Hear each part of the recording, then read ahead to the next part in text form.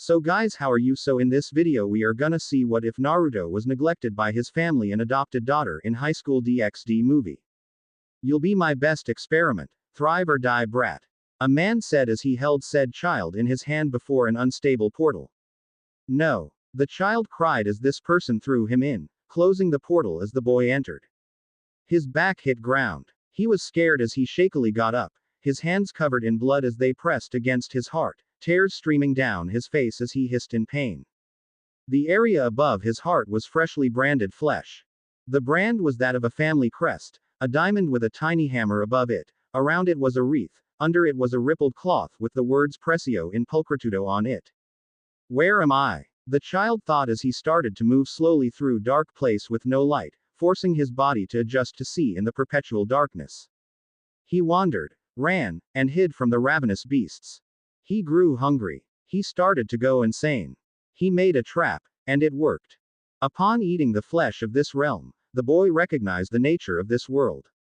Eat or be eaten. He could see and feel this clearly. He accepted, and feared this concept. But knew he needed to survive. He fashioned weapons from the bones of the beast he killed, and hunted. Unknown amounts of time passed, and he hunted, ate, and survived. I then had faced off against a creature that resembled a bear, but only the head. Eat or be eaten, I said as I grinned, black liquid pouring from my eyes as I prepared to fight. I shall devour everything. My life was taken with a swift strike across the chest, my guts being ripped out and my blood staining the ground, soaking into it. I opened my eyes to see that I somehow reformed, and I felt stronger. I got up, and had a feeling something else had happened, but could not figure out what.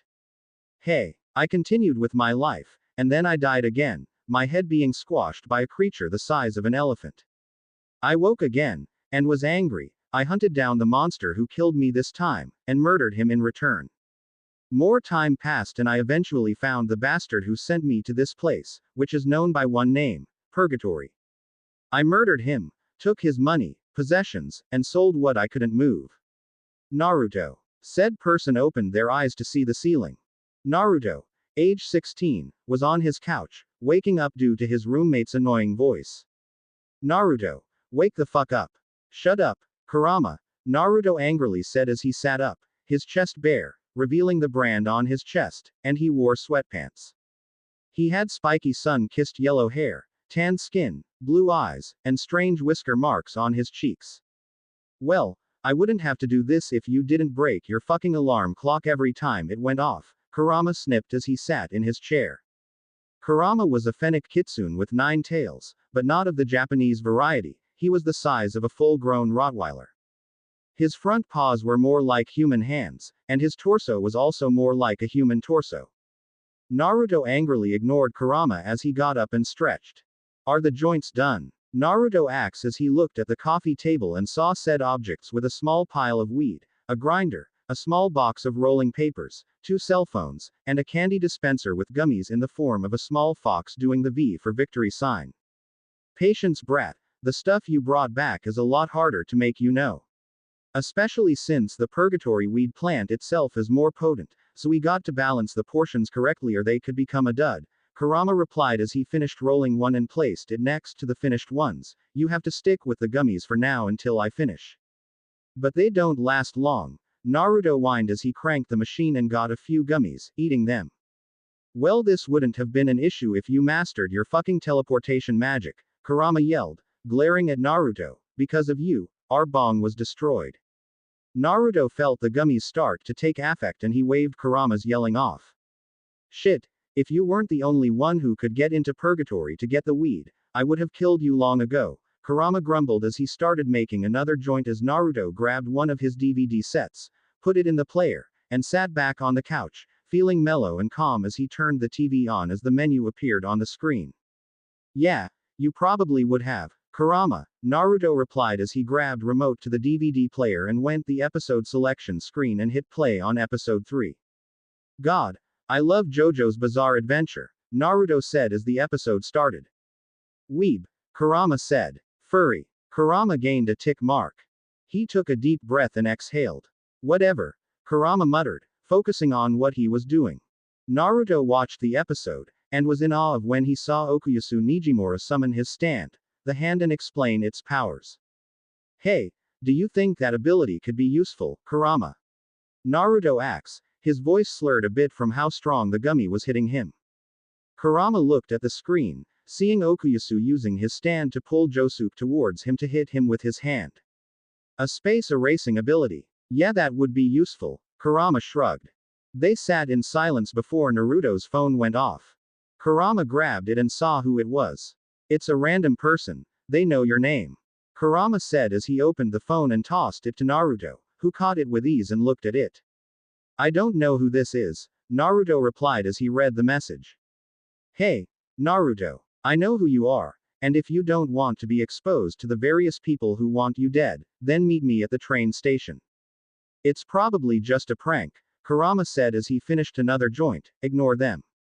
I think I'll go, Naruto shrugged as he replied to the text saying he would be there soon, I feel. Oh god, Kurama thought in annoyance as Naruto turned off the TV to go get dressed, the idiot is starved again. However, Kurama didn't prevent Naruto from leaving. Here, take more gummies, Kurama stated as he threw a bag of them at Naruto as the teen was leaving. Thanks, Kurama, see you later, Naruto replied before shutting the door as he put the bag in his jacket pocket.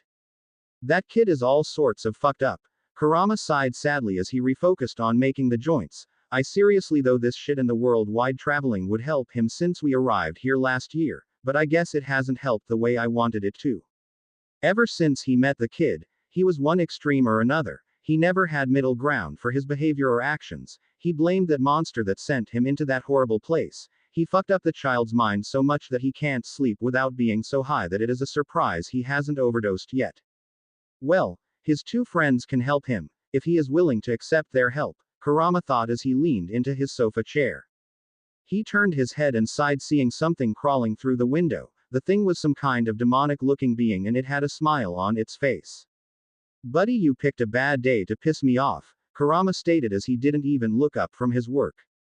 The creature just roared while leaping at the fox who just with a quick swipe of his tail beheaded the fool with ease, blood spurting all over the walls, the chair, the coffee table, the floor, and Kurama's fur. Now I have to fucking clean this, thanks asshole, Kurama sighed as he got up to clean. With Naruto's senses started to clear up, making him eat more gummies. Damn it, Naruto thought as he chewed the candy, I hate the fact these things don't last long. He wore black jeans, black shoes, a white shirt with an orange spiral, and a red jacket with fox ears on the hood. Around his neck was a set of headphones, Beat brand, and it was wireless. Naruto. Said teen looked ahead and saw a friend.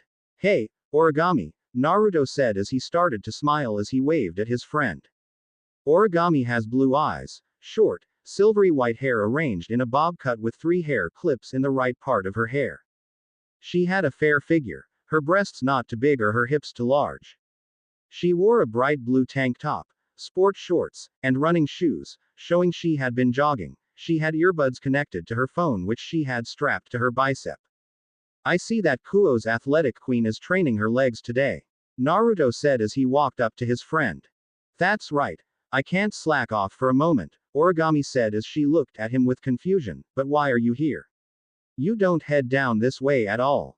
I got a strange text message, and so I am being blackmailed into going to the train station, Naruto explained as he sat a bench. This is serious, you should call the police, Origami said with concern as she sat down next to him, or I could go with you. Origami grabbed Naruto's arm and pulled him in close, his arm firmly between her moderate breasts as his hand was coincidentally placed against her crotch. Classic Origami, always protective and wanting to do something dirty, Naruto thought with a sigh as he leaned into Origami, feeling relaxed as he inhaled her scent. His mouth started to water at this, and the thought of her flesh. Origami was very soft, despite being very athletic. Even as children when they were in the orphanage, Origami was clingy, even declaring that she would marry him to their other friend. However, Naruto was adopted, and before he left, Origami kissed him. Naruto remembered these memories. Origami looked up and saw the dazed look in his eye. Naruto. Let's go, so we can find this person, Origami said as she stood up, bringing the boy up with her, who towered over her by a good 5 inches. Fine, Naruto said as he and Origami made their way to the train station. You still not attending school? Origami asked in concern. If you want, I can ask my dad to get you into Kuo Academy with me. I don't want to be a bother. Besides, I don't do well with other people, Naruto said darkly as he felt the presences of devils and fallen in the city, more specifically, the school. Please, you need an education, Origami stated sternly. I won't let go until you agree. Naruto chuckled in irritation. Fine, just don't make me sound desperate, Naruto responded. Okay, Origami said happily. They made more small chat before they arrived at the station. Okay, where is this person? Naruto asked as he and Origami looked around for another person looking for someone, aka Naruto. Maybe they are late, Origami said, offering a reason for why they could not find this person. Damn, look at that girl. I know, man, look at the rack on her. I would love to motorboat her. Forget that, look at that tight butt she got. Damn, would love to see her bounce. Naruto saw a brown hair girl walking his direction sucking on a lollipop. She had hair that went down to her neck on the sides while in the back it went a little deeper and nearing her back. The girl had dark red eyes and seemed to carry herself as someone with great confidence and being oblivious to the people around her. Her outfit of choice did make him swallow a little bit given how complimented of her figure it was. She is wearing a black hoodie with what looked like ears on the hood of the outfit, golden zipper, and the jacket being open for all to see. Underneath she is wearing a very tight-fitting sleeveless sweater that was red and black stripped leaving her stomach adrift. Next, she is wearing black shorts that cover her ass and the upper part of her thighs, and that is it. On her feet she is wearing black combat boots. The girl was a bombshell for sure. He was guessing her breasts were easily on the range of D cup at least. So, she was fairly busty compared to those around her, and he could see some of the girls his and her age were looking at her with lust and envy. The girl was looking around and smiled when she saw him and Origami, who had a look of recognition while Naruto was confused before picking up her pace to get to them. Naruto, Origami, this woman said as she hugged the both of them. I am surprised he ran into you, Origami. I mean, I didn't tell you I was moving here yet, so this is a coincidence. It sure is, Frisk, Origami said as she hugged her friend back, while Naruto's eyes bugged out of his skull before he pushed himself out of Frisk's grip, confusing the two girls. Frisk, he asked in confusion as he pointed at her. No fucking way, the Frisk I know is a boy. Frisk blinked a few times before busting a gut in her lungs laughing with Origami. What is so funny? Naruto asked angrily as he ate some more gummies.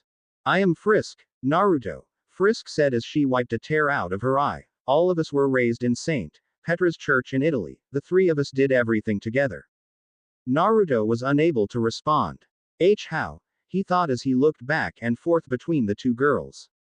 You thought I was a boy? That is funny, Frisk admitted, but nope, I am a girl. I think we broke him, Origami chuckled as she saw the look in Naruto's eyes. Before anything else happened, Origami's phone went off. She opened her phone and read the text.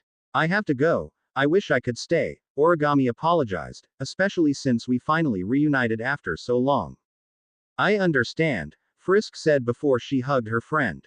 You do anything ual with Naruto, and it'll kill you, big tit demon, Origami whispered playfully. As if you could, little exorcist, Frisk retorted just as softly before they separated and Origami left Frisk with the stunned Naruto.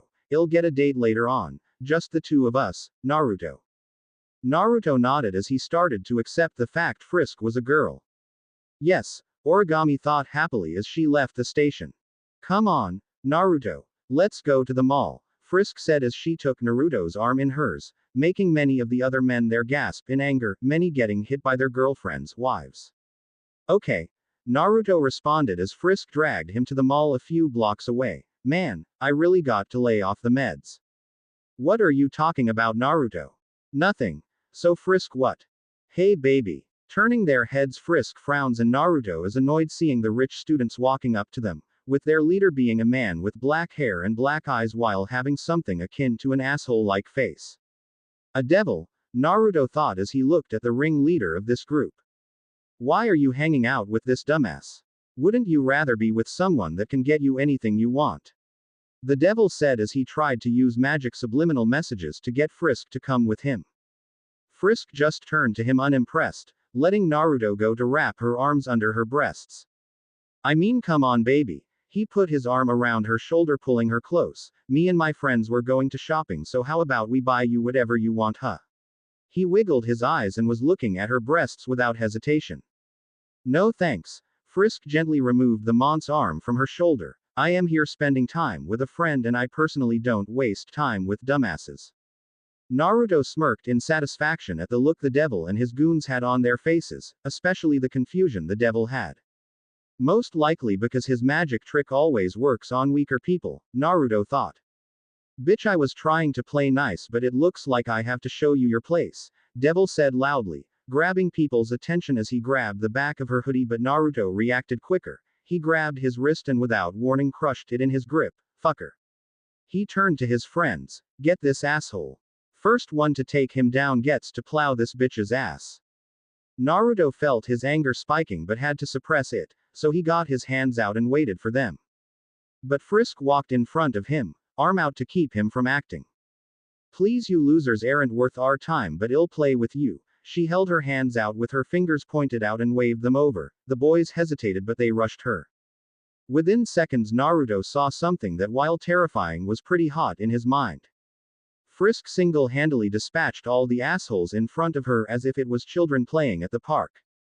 One boy threw a hook, but she quickly countered by knocking the strike down with one of her hands and then slamming her hand back into his chin, sending him flying backwards from the impact of the strike. Another came at her from behind, but she quickly pivoted on her heel and without waiting slammed her right fist into his stomach. The blow sent the man flying through the air and falling to the ground, coughing for air. The last one, he just looked at her, and when she stepped, he fell over himself and ran away. What a bitch. All bark no bite. She looked at the black-haired teen. So, want to try me now, asshole?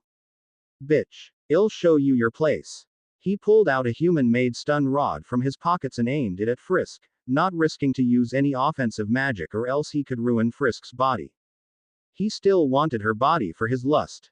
Naruto, while annoyed he would resort to using a weapon, saw Frisk not even bothered by this, because in the split second the devil reached out with the stick. She had got inside his range and slammed her knee into his balls, making him crumble to the ground. He coughed at the pain before she slammed her boot down on his wrist. He screamed and you could hear more of the bones breaking while the rod rolled on the ground. Frisk slowly walked up to the rod and turned it on again before touching him in the neck with it, making his whole body spasm and then collapse. What a dumbass. You think you can throw money around and use a weapon and you're a badass. Please. You're nothing more than a mutt that will bark and bark until a real alpha shows up and shows its fangs. This makes you piss yourself and thus leading to people like me to stomp you out and show you your place. She then threw the rod away and the people around them walked away as if it was a bomb. You stupid bitch, devil coughed. You have no idea who you are messing with. Without waiting for it, she slammed her boot into his crotch with a vicious kick. He screamed in pain, but she quickly brought her foot up and stomped on his balls, making him scream even more, and she smiled darkly. Correction. I don't think you know who you are messing with, Frisk said in a dark tone. The devil whimpered and one could see blood coming out of the front of his pants, making everyone shiver and walk away quickly from the scene. Frisk smiles and walks to Naruto and sees a blush on his face. Oh, is Naruto-kun turned on by an aggressive woman? She pushed her breasts into his chest while licking her lips. You know the collar is not for show. I really am submissive, but only to you. She licks his cheek and grabs his hand. Come on, we need to do some shopping. They walked a bit more and arrived at the mall, where Naruto and Frisk went through many stores and businesses to find Naruto's clothes. In the end they managed to find him an outfit that Frisk wanted to see him wear. In this, it'll be all over you for sure, Frisk said seductively as she was slightly pink in the cheeks.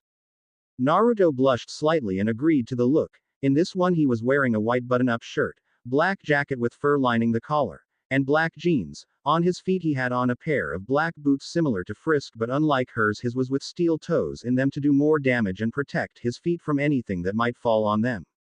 You sure? These don't make me look stupid? He asked as he looked at a mirror. I think you look why, Frisk said, giggling at Naruto's red face become a scowl. Naruto soon collected his clothes and began his trek home alone, while Frisk, on the other hand, parted way with him and was currently walking back to her home. Frisk had pep in her step, a giant smile on her face, but lost it when she saw the same devil from earlier leaning against a wall. So, bitch, you think you got rid of me that easily, huh? Well, you didn't, so let me show you why no one gets away from me. He summoned an orb of magic and aimed it at her. Move and I'll fucking kill you and then go after your little friend. Frisk felt a tick mark grow on her head and she growled at the man. But if you do exactly as I say I want, he finds his right hand lighter for some reason, so, looking down he is shocked to see his hand was gone and that he was holding a stump now. Wait, how did? The man felt something hit him and then nothing, as the was turned into nothing but dust from a white blast of energy. Coming out of the shadows, a white dragon skull with blue eyes was floating there. Behind it was a short skeleton man. The man in question was about 40 and possibly childlike in shape, with him wearing pink slippers, a blue hoodie on his body, and a pair of black shorts. The skull had a glowing blue eye that was covered in some kind of aura in his left eye socket and a permanent grin on his face. Sans, that was not needed, Frisk stated in irritation as she looked at Sans. The man shrugged his shoulders, sending the skull away. Yeah, but you know that man had a big bone to pick with you, right? Sans said, a smirk on his face, waiting to see if she laughed at his skull joke. I could handle him, Frisk replied, not even missing a beat. Sans sighed. Look, kid, seeing how you fought him earlier and hearing what he had planned for you, I knew I had to do something, especially since you are not allowed to do that in public, Sans said sternly as he looked up at Frisk, who was indeed taller than her. Frisk puffed her cheeks. Yeah, I know, but still he would have been easy to dispose of, along with his fucking family, Frisk growled and her eyes glowed again. That damn fool dared to threaten Naruto. Geez, calm down, you're going to have an ulcer if you don't, Sans stated as he winked at her. Trust me, lover boy would have been fine. How do you figure? Didn't you sense him? Frisk frowned and her eyebrows furrowed. Not really. Sans' grin grew bigger. Exactly, Sans said as he walked to her and grabbed her hand, dragging her to an alleyway. You can't sense it, because he has no presence. We are going home. Now, Toriel won't be happy. Soon both were gone from the alleyway with no one knowing what happened but those that were close to Frisk. Meanwhile, with Naruto. So, the role's done. Kurama grunted as Naruto entered their home, carrying bags of clothing. Yeah, here is one for tonight. You need to try and not smoke as much. Naruto grunted. When I can fall asleep without having some horrendous nightmare, I will.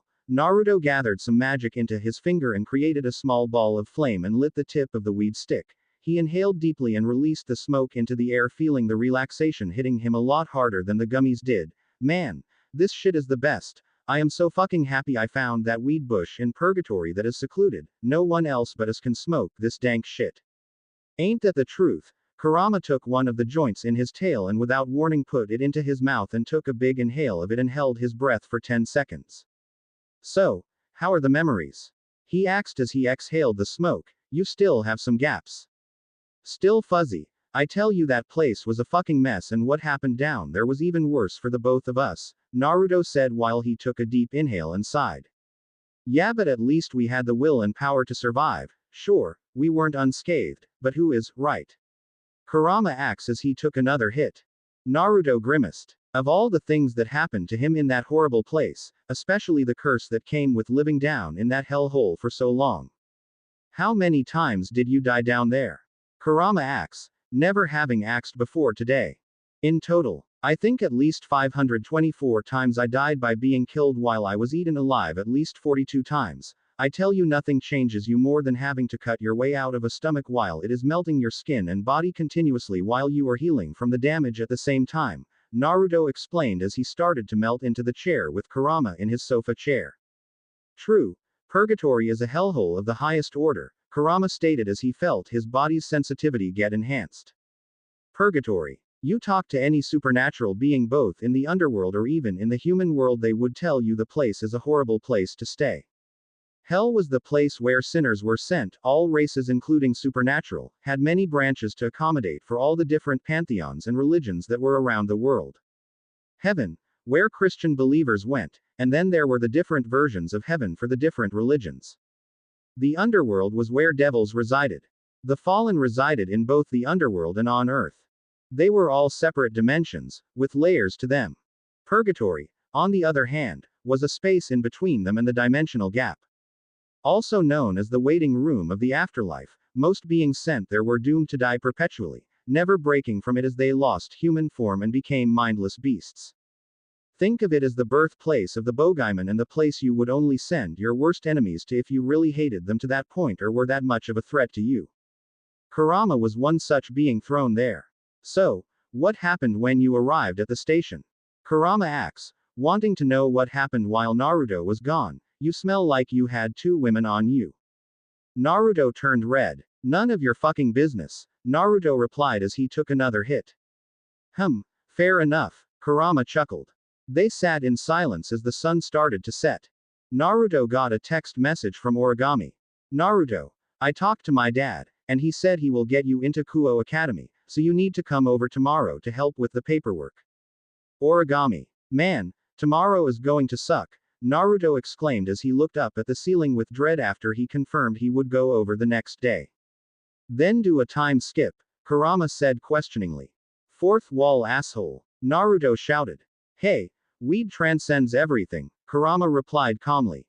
Good point, Naruto retorted as he forgot what they were talking about as he fell silent. Skip. Monday, Kuo Academy. Kuo Academy students were staring in shock.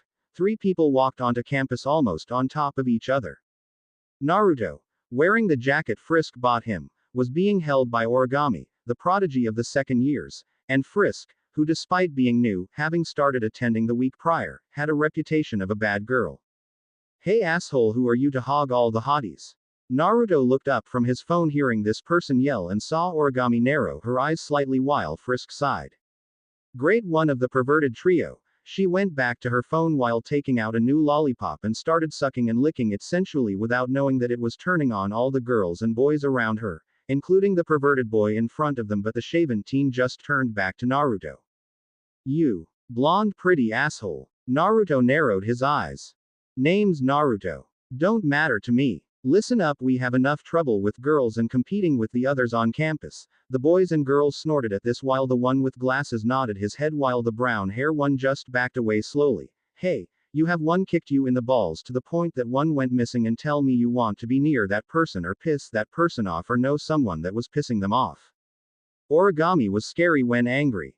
Sounds like that is more of your ego than me. Naruto was getting pissed. He had no hits today and after another nightmare he was in a foul mood. Yeah well pretty boy. Guess what, I am not going to let a lowly beauty like Origami, the girl in question got a tick mark with Frisk joining her, stand with such a delinquent asshole who doesn't deserve to be here. Naruto just growled slightly and took his arm away from Origami and put his phone back on his belt line. Without knowing it coming, the shaved teen punched Naruto in the face with all his strength. Naruto's head snapped to the side and this left the rest of the area quiet. The girls were horrified that the pervert would actually strike out at someone, the guys thinking he had some kind of death wish or just that this guy was that weak. Origami and Frisk, they were ready to turn this asshole into dust for this, while the women watching were just sighing at how this was another incident in dealing with them, all in order to keep an eye on the brown hair one that had a possibly powerful sacred gear. Get lost you loser. Otherwise everyone here can watch as you are beaten down as the weakling you are. He laughed, but he did not see Naruto's eyes turn sharp and finally turn around to him. The guy didn't notice until Naruto had grabbed him by the throat and lifted him off the ground with an animalistic growl. The teen saw the almost evil and deranged glare staring at him. That is until he was slammed into the concrete with him having the back of his head bouncing off the concrete. Naruto then growled. Weak huh? Let me show what happens when the weak challenge the strong and need to know their place, Naruto stated coldly. Naruto soon released his throat only to punch him in the face while sitting on his chest. The students watched as he hit the pervert in the face repeatedly and his friends horrified that his actions led to this. Issei, the brown hair one, knew that his friend was getting tired of being blown off by the girls and seeing the new pretty boy guy with his dream girl just set him off, but ultimately, he knew his friend's actions led to him getting his head smashed into the concrete. The other students were horrified to see Naruto just wailing on the teen in question and almost smiling about the beating he was giving him. The two in the shadows finally made their presence known with the black hair one shouting. That is enough. Turning his head up, Naruto growled, sensing it. Devil, Naruto thought as he looked at them. It was Sona Citri and Rias Grimori. As much as he wanted to kill them, he knew had to rein in his rage. Plus, the burning on his chest too more priority than beating this idiot into the ground to death. You show up out of uniform, then attack a student. I could have you arrested for this, never mind expelled. Sona stated angrily and sternly as Rias stood behind the student council president. Naruto growled and stood up from the pervert. First, I talked to the headmaster and he didn't seem to mind as long as I was wearing the white shirt of the uniform. Second, this asshole confronted me first and hit me first. I was returning the favor by self-defense, Naruto explained, keeping himself calm. Sona stood her ground as she faced this situation. I will not hear any more of this. Leave, don't come back you hooligan, you are only going to drag this school's prestige down, Sona demanded. Naruto was about to snap at the hooligan part and his part of the story being rejected, but he soon heard Frisk giggling. Oh, Sona, I think you forgot something, Frisk said while smiling at the devil. You see, Naruto was assaulted first and insulted. Are you saying this doesn't mean he has the right to defend himself like the Kendo Club does whenever they peep? That is different, Sona stammered, trying to stay on track and not lose focus. Oh, so the perverted trio, who should have been expelled after they were caught in the showers watching the girls showering, are allowed to be beaten by a group of girls with weapons, but when someone fights back against someone that hits them, it is wrong. Frisk laughed lightly. I think you're being a little too narrow-minded, but then I don't have to be surprised since you've only ever seen it from things that benefit you, rather what is best for the whole. How dare you? You should have been expelled for your blatant disregard of the rules, Sona nearly shouted, not noticing that she started to draw the attention of the other students. Frisk shrugged her shoulders. I was given exemption, but if you have such a big problem with this and want to make a bigger issue of it than needed, then we can have the school investigated for all illicit or unfair, deplorable behavior. I mean, that would reveal the perverted trio and their activities leading to them being expelled and possibly filed as offenders. The Kendo Club disbanded and expelled for assault with a deadly weapon on campus, and you and your friend expelled for trying to cover this up. Frisk shows her phone. Before you try anything else or threaten me, no, I have some friends on speed dial and with them, they can have this school shut down for this investigation. Origami sighed. I agree, and I will support this as well, as I feel you're being unfair to Naruto-kun for this mess, something that he didn't start. She walked up to both girls and revealed her cross earrings and whispering, plus, I could always report this back to the church and Yusaka and see what they have to say about this abuse of authority. After all, I think this is a violation of terms, no? She smiled at them and walked away with her, dusting off Naruto and cleaning the drool and blood off Naruto's hands. Now then, I believe we shall be off. Sona was fuming as she ordered the students to go to class while glaring at Rias. Recruit that pervert soon, or I promise I will. She stomped away, furious that she was being bullied into a corner and planning on confronting this matter immediately, even if that means she has to talk to her sister who appointed someone from the underworld as a headmaster of the school. Rias, the red-hair girl, on the other hand, sighed. This is going to be troublesome. Oh well, the fallen will act soon and I'll have a new loyal pawn. Turning her head, she started walking away and then turned to her another girl hidden in the shadows that was extremely busty and long black hair in a ponytail. Akano, what do you know about the new transfer second year Naruto? Rias asked her queen with sincerity, showing she wasn't in the mood for jokes. Akano hummed in thought before answering. Well, all I know is that he is a childhood friend of both Frisk and Origami and his last name is Larahe, Akano said as she had remembered everything she knew. This caused Rias to freeze and look at her. Are you sure about that? Rias asked with wide eyes. Yes. Akano acts in confusion. Interesting, but he didn't feel like a devil. In fact, I couldn't sense a thing from him as a whole. Looking at the blonde walking away and popping something into his mouth, what does he skip? After introducing himself to the class and getting a free period, Naruto retreated to the bathroom and casted a locking and forgetting spell on the door, walking up to the mirror. Fuck, it burns. He removed his jacket and unbuttoned his shirt before dropping it and his jacket to the floor. Damn mark. The brand upon his chest, which had been given to him by his father, was the family crest of the Larahe family, one of the 72 Devil Pillar families. They were the richest of the families and excelled in gravity magic, which they used in conjunction with earth magic to create diamonds and other minerals. Thus their claim to fame both in the underworld, and the head of the family owned the Larahe Jewelry Corporation in the human world, selling the diamonds they make in the form of jewelry. Looking in the mirror again, he saw himself, but again this one had black eyes and smiled darkly with black liquid running down his face, and he reached out and pulled him into the mirror. Eat. Devour them all. This being shouted as Naruto panicked. Naruto broke the mirror and collapsed to the ground and had tears coming out of his eyes. Who am I? He asks. Naruto arrived back to class after calming himself down. He honestly could say he was bored out of his mind with the class in general. The teacher was droning on and on about brighter futures and how he would lead them to greatness for the future and they would thank him. Naruto could only roll his eyes at the monk's ego and fall asleep as the class passed on, with him hearing some kids whisper. Man, first day here and he is already slacking. Goes to show you he is just a brute. I hate the perverts, but he looked like he was going to kill him. Rumor he is part of some kind of gang. Look at his hair, that is clearly dyed. This comment made Naruto furious. His hair was natural, damn it. He never knew his parents, but he was always a blonde. All of you quiet down and Mr. Larahe care to tell me the answer to this question on the board. The class snickered at Naruto and thinking that he was an idiot. Answer is x equals 4. Now they stopped and the teacher looked at the board to check. Seeing his math checked out, the teacher gave a strained smile.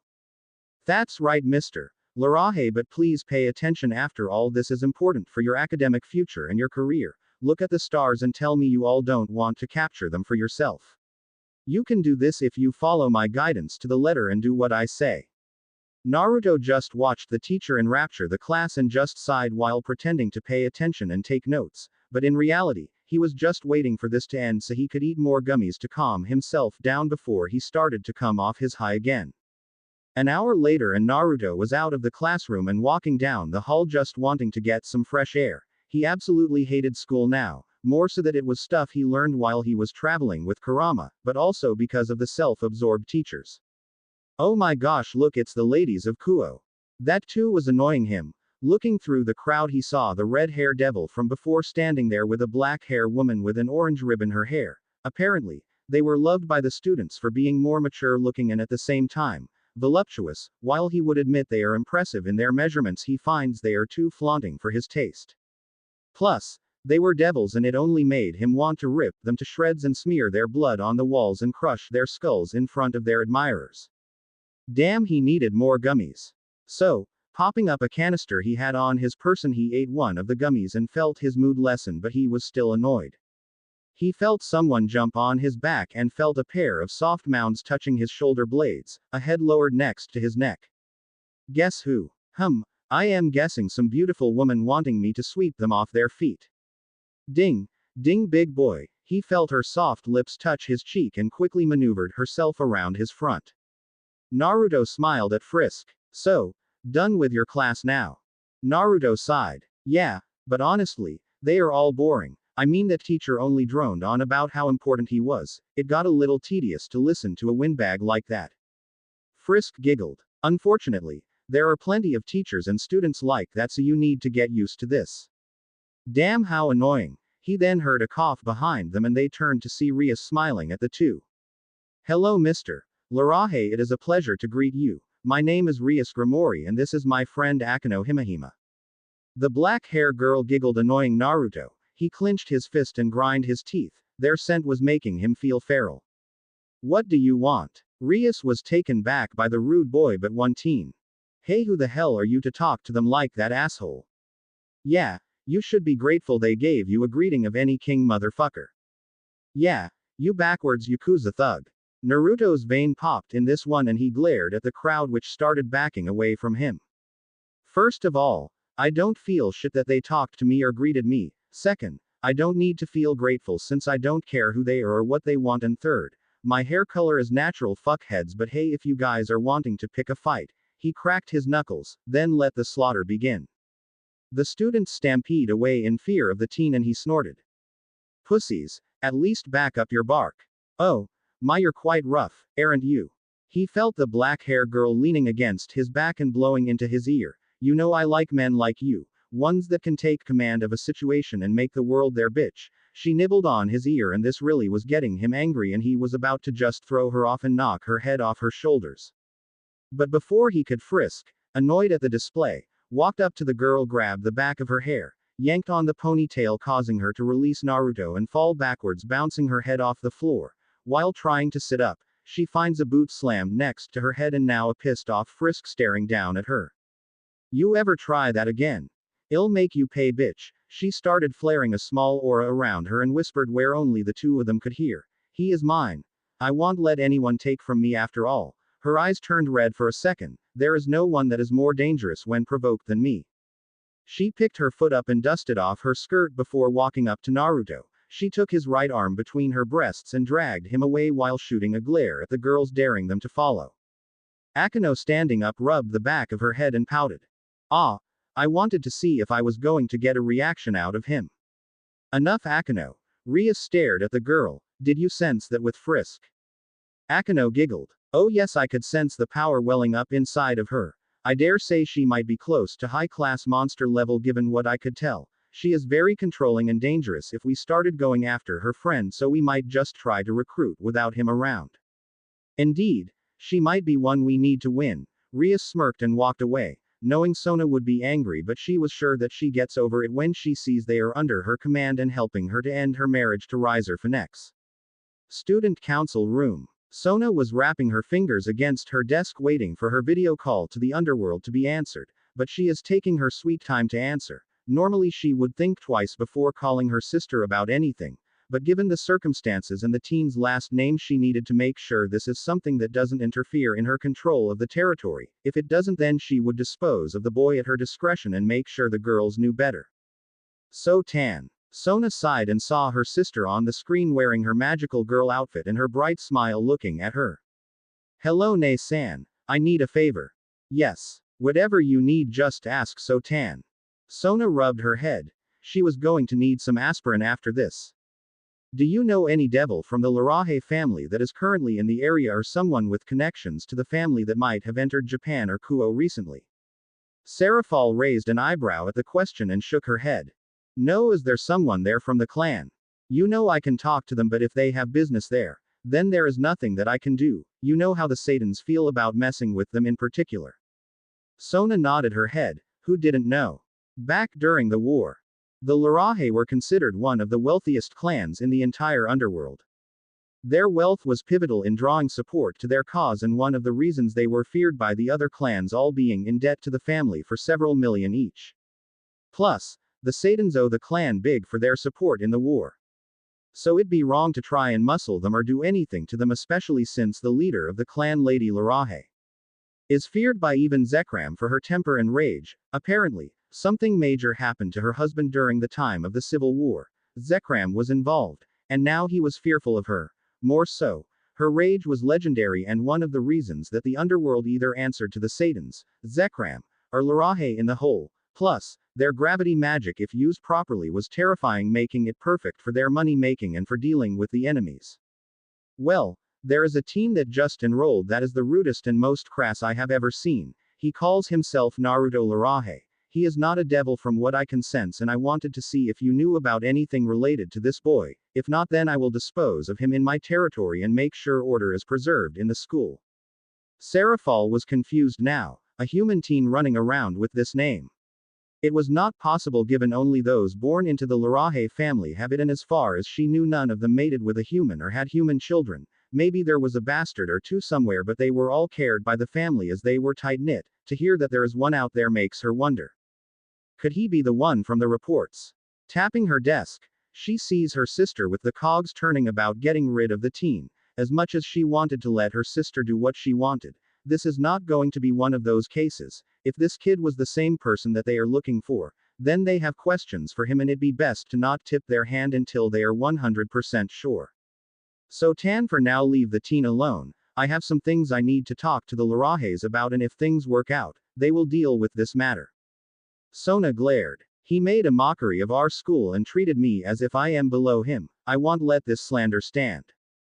Serafal whispered. Are you questioning my orders, Sona? Hearing her name from her sister made her realize she overstepped her boundaries. Her eyes were narrowed and Serafal looked genuinely angry. I know that I spoil you, Sona, and I know our parents care for you, but don't think for 1 minute you can get away defying a direct order from your sister and a Satan. I said I will look into this, and that is that. You are to leave the teen alone until we can confirm information about this child in particular. Is that clear? Sona gritted her teeth. Yes, Leviathan Sama. Seraphal nodded. Good, I'll be calling Rias and letting her know the same thing applies to her, and if that doesn't work then Serzek can send Grafia to keep you both in line. Seraphal waved to her sister and the video ended, leaving Sona angry. Damn you, Naruto. Underworld. Seraphal tapped her desk in thought after she hung up. This is going to be a small endeavor, Seraphal thought as she sighed while she stood up. Serzek, I am going out, Seraphal called out as she left the office. My paperwork is done. Okay. Serzek replied from his office, but he then looked at his own and cried. His seemed to double with his wife smacking the back of his head to focus. It's funny that Ajuka is never here, and when Falbium is, he is sleeping, Seraphal thought with a small smile as she thought of her fellow Satans while she left. She also had to remember to talk to Serzek about her thoughts on the matter at hand and to make sure Rias does not come near the teen either. The man like her loved his sibling, but in these matters he would know to keep her in line. Where to today, Lady Leviathan? A servant asked as Seraphal arrived at the door. To the Larahe mansion, Seraphal replied. The mont's eyes widened. Okay, he replied as he pulled out a grimoire and activated the teleporting circle to the Larahe family. Seraphal stepped into it and walked out onto the muddy ground that was at the entrance of the once great mansion of the Larahe family. Key word being once. The beautiful mansion was now partially in ruins and the greenery and shrubbery took over the grounds. The family crest with their motto Precio in pulchritudo under the gargoyles on the roof. It's sad to know that the family mostly disbanded after the war, even with the head of house still alive, Seraphal thought as she entered the grounds. Feeling a small amount of guilt, the family just didn't stick together in tight spaces and preferred on focusing on their own things, and the Satans have done nothing to support them. She raised her hand to knock on the door, only for it to fall down before she could, giving her a good look on the inside. It was a foyer, and there were many minerals, diamonds, and precious stones on display under a thick layer of dust. Oh, Lady Leviathan. Seraphal jumped as she didn't sense anyone nearby. Lady Larahe. Seraphal said in shock as she calmed down, hand over her racing heart. Standing before her was the lady of the house of Larahe, Larahe. She was a woman of average height, and was a very beautiful one. Her hair is a shade of dark blue, cut short, with wide hips with supple flesh, which was a light blue hue, and her smaller breasts, when compared to Seraphal at least, had left her very desirable. However, despite her status as one of the remaining heads of the 72 original pillar families, Larahe was dressed in less than ideal clothing. She was currently wearing a pair of sweatpants and a very large shirt, covered in makeup stains due to the makeup she was wearing, looking like it was thickly applied and was running down her cheeks like tears. In her hand was a pipe that had a small rose-colored, side-shaped pipe in her hand, which she was currently smoking tobacco out of. Lady Larahe. Seraphal said with respect as she summoned a file, I have some questions concerning your missing nephew. Larahe's eyes narrowed before she exhaled the smoke from her mouth. Okay. I guess I can spare some time for this, she stated as she turned and started to walk up a set of dilapidated stairs. My company won't run itself, so make sure the questions are quick. Kuo. Hours later. Naruto is relaxing by the gate inside. Honestly, he was bored. The day had passed by so damn slow and all he wanted to do was go home and smoke, given Kurama got most of his roles done and now they could smoke at least 2 blunts for the day. But he promised Frisk to wait for her after school and Origami no doubt would be following, so he had to sit here after listening to the annoying teacher. Kurama was not as boring as these assholes were about lessons, and at least he made it fun and creative to learn. Naruto-kun. Turning he saw Origami. Hey, where's Frisk? Origami twitched. It would seem that the orc wanted to talk to her about something, possibly bring her into their club. Naruto frowned. Oh. Origami waved it off. I wouldn't worry, Frisk won't join, and honestly I'd be surprised if she did give her rebellious spirit. Origami gave a small smile, but since she is not here, she quickly took his arm into her own. We can go on that date you promised me. Naruto groaned. I was really wanting to go home. He felt her pinch his arm tighter between her arms. But I guess I can take you on a date. I am pretty broke right now, so don't expect much in the way of food and shopping. That's fine. She pulled out a blue card from her bag. My two-san gave me this and told me to use it whenever something like this comes up or emergencies, I think it was. Origami shrugged her shoulders and Naruto just sweat dropped. I don't think dates count for the use of that card. Before he could protest, he was dragged away by Origami with his feet skidding on the ground and a blank expression on his face. Huh, surprisingly strong to drag me like this, must have been working out. While this is going on, Frisk is in the orc room and she was annoyed. In this room she was staring down Rias Grimori, with Akano behind her who already put herself on her shit list for trying to flirt and ally advance on Naruto. She was the only one allowed to do that. Well, Origami is blunter about it, but she is not as wise and seductive as her damn it. In a corner of the room was a blonde-hair pretty boy teen named Kiba, and on the other couch was a lowly white-haired girl with gold eyes eating sweets named Kaneko. Together they were one of the centers of attentions in this school and considered the hot-button topic for everyone that wanted to be in the popular circle. Frisk, first I would like to thank you for coming here today. What do you want? Frisk glared at her and Rias was taken back. You brought me here when I was supposed to meet Naruto-kun after classes. So, can you just get to the point of me being here? Rias coughed. Yes, as you are aware, we have an understanding you're more than just some human, so we can stop beating around the issue. Frisk growled. What I am is no one's fucking concern and not yours in the least. Oh, I disagree. She flared her wings out of her back and the others in the room did as well. You see, you're in my territory, meaning if you want to stay here you have to explain your reason for being here. I don't have to tell you shit. I was allowed to move here on the will of the ruler of Kyoto. From what she told me, the territory is a lease, and if you violate this lease then the Shinto pantheon will send you packing or have your heads mounted on her wall. Rias gritted her teeth, so she knew about that part, but regardless. I would consider joining Frisk. I mean, think of the danger you put yourself and Naruto-kun with you having no real. The table broke and her aura flared to life. The room started sweating and the floor cracking and breaking underneath them. Do you want to fucking die, bitch? The teens in the room saw horns growing out of her head, her red eyes glowing and growing more intense, her fingers sharpening, and her body paling a bit. I promise you, if you dare to fucking come near Naruto-kun or myself with some intention again, I'll fucking end you on the spot. See that I don't. Your brother might be Lucifer, but that means shit to me, got it? With that, Frisk activates her magic and flashes out of the room and appears near the gate, leaving the devils stunned and annoyed. Frisk withdrew her horns into head and proceeded off campus, where she followed the magical aura of Origami to try and find her somewhere in the city, because if she is out and about that means Naruto is not too far from her. While this was going on, Naruto and Origami find themselves at a nearby shop in which they are both looking at clothes for Origami and himself. While Naruto told her to not look for him, she insisted on it and it annoyed him. Not that he didn't appreciate the consideration, he was not into the idea of handouts, especially from friends, but he can't tell her no and she would do it, so he just rolled with it.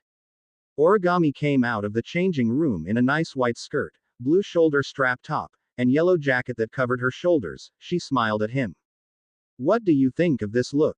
It suits you. Origami kept smiling.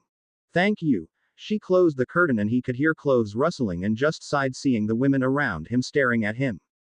He pulled out his phone and texted. Hey, make sure you save one of those smokes for me, N. No promises, dumbass. By the way, where are you, K? With Origami. She insisted on taking me shopping for our date, N. Moving fast are we? Maybe you'll get to put your friend through her paces, K. You're perverted as fuck, you know that, N. Don't knock it until you try it, K. Look, just have one of the smokes for me ready, and if she comes back with me just hide the shit. The last thing I need is to explain to her that I am a weed addict, okay? N. Yeah, got it. Don't worry, I am moving the stuff into your room, which, speaking of, are you ever going to use the damn place? K. IDK. N. Fucking pothead, K. Tie. TML, N. Naruto hung up his phone and saw Origami back in her school uniform and with the clothes hanging in her hand. Ready to try some stuff on. Naruto sighed. Look, I appreciate what Frisk got me, so how about we just get your stuff and we can get something to eat on me? Origami tilted her head. I guess you're right, but didn't you say you were breaking? I didn't mean I am broke to the point I can't buy a cheap dinner at least. Okay if you say so, but you know broke usually. Yeah, I know my grammar sucks, just get the clothes. Naruto walked with her to the front while she giggled. After paying for everything, the two of them were heading in the direction of a nearby ramen stand he knew about, but before they could reach it, he felt someone jump onto his back. Normally he would have his guard up, but knowing Origami was here, he didn't want to start something in front of her or use those in front of her, freaking her out. You two seem to be having fun. Frisk. Beach balloon. Frisk jumps off Naruto's back and glares at Origami. I'll have you know my breasts are great, not overinflated like those girls in the orc club, thank you very much. Yeah, but you're still too big, says the girl that is a loli. Now Origami has a tick mark above her eyebrow and narrowing her eyes. You want to say that again? Oh you. Naruto chopped them both on the head, making them hold their heads in pain. Alright, enough both of you. Look, I am tired and today has been a real pain in dealing with people, so, if you two don't mind, I would like to go home. Origami frowned and pouted along with Frisk. But our date. I'll give you a better date down the line. Just right now, today has drained me and I would like to get some sleep. Really, I want to go smoke a joint, but that is not something to say. Frisk sighed. Fine, but you have to take me on a date too. It is not fair that Origami-chan gets one and I don't. Didn't he take you on one before today? That was clothes shopping and hanging out with an old friend again, that doesn't count. Yes, it does if my date is the same in that sense. Both girls glared at one another to the point that lighting was dancing between them, and Naruto just rolled his eyes. Whatever, I'll give you both a date if that means we can get back to my house sooner. With that he turned on his heels and the girls quickly followed behind him, bickering all the time about their dates and how they would be better than the other's date. Naruto just sighed and continued the walk while trying to focus on not eating any gummies to avoid the questions that would come from them. After walking for a bit, they arrived at his home and he opened his phone and sent a quick text. Company hid yourself and the shit, N. Roger. Already got most hidden, so I'll just make myself scarce, K. Naruto put his phone away and walked into his living room with the girls walking in behind him, shocked at how clean everything in the house was, more so that the couch looked like was slept on more given that there was a pillow and a blanket. Naruto, are you still falling asleep with the TV on? Naruto turned to Frisk and nodded his head. She giggled, but Origami sighed. You know that is not good for you, Naruto. After all, they say that technology is having massive effects on one's mind. Yeah, I heard, I just don't care enough. He sat down on the couch. So what do you two want to do now? Well, I guess we can watch what you have and just call it a movie night. Origami walks over to the TV and accidentally leaned down and started looking through things while having her panties on full display. Naruto just rolled his eyes and stared up at the ceiling to avoid being called on it and starting a fight between the girls. They did this a lot when they were kids and it seemed to be something that continued even after seeing each other after all this time. Naruto did not see Frisk walking over to the kitchen and seeing a candy dispenser on the table and gummies inside. She smiled. She was sure he wouldn't mind him taking some of his candy, so quickly she took some of the gummies out of the machine and pocketed them for the walk home. Found one. She pulled out a DVD set and it showed the title of the show is In Another World with my smartphone. You actually like this series? Yeah. I mean, it is nothing like One Punch Man or other shows about op characters, but I don't mind. More that it is meant more of a comedy-style version of that idea, and while cheap at times for his powers, it is still a fun watch. Plus, it is the only one as I am aware, or at least one of very few, that acknowledges the idea of a harem and making it something that is going to happen down the line in the series. I gotta admire that as the goal of the series. Huh, never thought of it that way. Well, let's give it a watch. She quickly popped out his JoJo Diamond as Unbreakable, which he noted on the disc given he was on the battles that introduce the main baddie, and put the new disc in. After handing him the remote, he turned on the TV and started up the player while Origami took a seat next to him and quickly put his hand on her lap and pulled herself close to him. Frisk was bolder and laid down on his lap. I am tired. Naruto sighed and just ignored the odd sensation and hoping that he does not get an erection from this position. They had gotten to the point in the show where they introduced the princess when Naruto saw the time on his wall and it was about 9. Shit, you girls might want to head home now. It is getting late. Frisk pouted and so did Origami. While Origami's father was kinda flaky at points, he was still concerned about her and would want to know where she has been. While dating was not against the teaching of the church, she startled the line of what was appropriate and what could get her expelled when it comes to Naruto. Frisk on the other hand knew that her mother would have a million and one questions while San somehow would know where she was and what happened. Seriously, she didn't know how that asshole just seemed to know everything, but it always annoyed her. After both girls gave him a kiss on the cheek goodnight, agreeing that on the lips is for dates only in the way women did, they left Naruto never knowing that Frisk shared some of the candy from his dispenser on the way home with Origami. Naruto shut his door and whistled. Kurama appeared out of his room and stretched. "You got a comfy bed. Might want to use it, might make it easier to sleep." Looking at the show he is watching, he snorted. "Can't believe the girls watch this." This coming from the fox that watched Spice and a Wolf 10 times and has a heart-on for the main female character. "Hey, asshole, that is different." "Sure, it is, you want to have little wolf, fox puppies with hollow." "Fuck you. I am flattered." The fox growled before huffing. He entered the kitchen and noticed the candy dispenser. "Hey brat, did you eat any of the candy in this dispenser?" Naruto looked up from removing the disc from the player. "No, why? Did you eat some of it?" "No, but someone took a bit from it." "How can you be sure, Kurama?" "Dumbass, I know the exact amount that was in this machine a few hours ago. I am telling you some of it missing." Naruto scratched his head and went stiff. "Frisk, she was in the kitchen a while ago and then came out." "Fuck, Frisk has some of the candy." "Well shit, this is going to be fun explaining to her family if they come around asking why she is high as a kite." "Damn it, I better go." "And do what?" Kurama looked at him with a serious expression. "Tell them that you a weed addict. You and I know it, Kit, that they probably already ate the candy and there is nothing you can do to stop the effects. Luckily, it was just the gummies, so the effects shouldn't last too long." Still, Naruto looked at the door in guilt. He never wanted his friends to find out about his dirty habit, but now their family will, and he was worried this meant they would never talk to him again or that their family might forbid them from speaking to him at school. He was not sure he could stand that. "Kid, look, just deal with it tomorrow. There is nothing you can do now. The damage is done and they most likely will be snippy tomorrow." "Yeah." Their doorbell rung and Naruto walked to it. "Now who the fuck is bothering me at this hour?" He looked through the peephole and saw some guy in a white priest uniform with a black cape. "Damn Bible salesman, I didn't think they exist in Japan, but it looks like they do." Opening the door, "Look, I am not interested." Bang. "Oh, what a pathetic heathen. Nothing more than to squirm and die at the hands of the righteous." Standing in the doorway was a blonde-haired man with an insane glee, his eyes showing absolute madness. He was carrying a handle for a sword in his coat pocket along with having a large handgun with a cross design on the slider of the gun. The man was kicking and stabbing the body on the ground. After Naruto had opened the door, he was shot in the head with the pistol, leading to his exploding from the impact and leaving nothing but small chunks of his skull in place. From this point his body was dripping blood all over the carpet until he was spurting even more blood out of his body thanks to him being pierced by the light sword he had pulled out.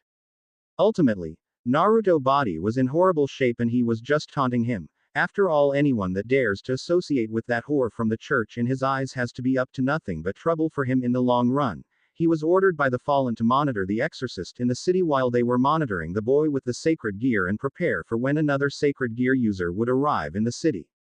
Turning his head, the man saw a fox sitting in the kitchen now with it just staring at him in boredom. "Oh, what's this? A filthy demon pets. I guess I should. Hey Naruto, don't make more of a mess. It is a pain in the ass to clean up blood and guts all over the floor." Huh. Fried looked behind him to see if he was talking to someone else he had not seen in the house, but that would prove to be a fatal mistake. He felt something poking through his back and through his chest. Looking down, he saw a hand piercing his body and that it was holding what he thinks was his heart or at least one of his lungs. Fried coughed up blood and looked behind him and he saw something that was frightening. The teen's empty head was repairing itself. He had heard rumors there are creatures that can heal from injuries to the head even if the brain is destroyed, but the process usually is painless. Not this one. No, this one made him pale. He could hear the bones mending themselves, squishy noise of his brain putting itself back together. When he saw the lower jaw back in place, he saw the skin slowly stitching itself back together and he could only sweat more when he saw a dark grin appear on his face before hearing a raspy voice. "Thank you for that. It has been a long time since someone did something like that to me, more so, given this exhilarating feeling of death and the pain that comes from regrowing parts of my body. I enjoy it so much. His whole head was back, but the skin was slowly reattaching to the muscle and bone, along with his nerves firing off the pain through his body. I get hard just at the pain. Fuck are you?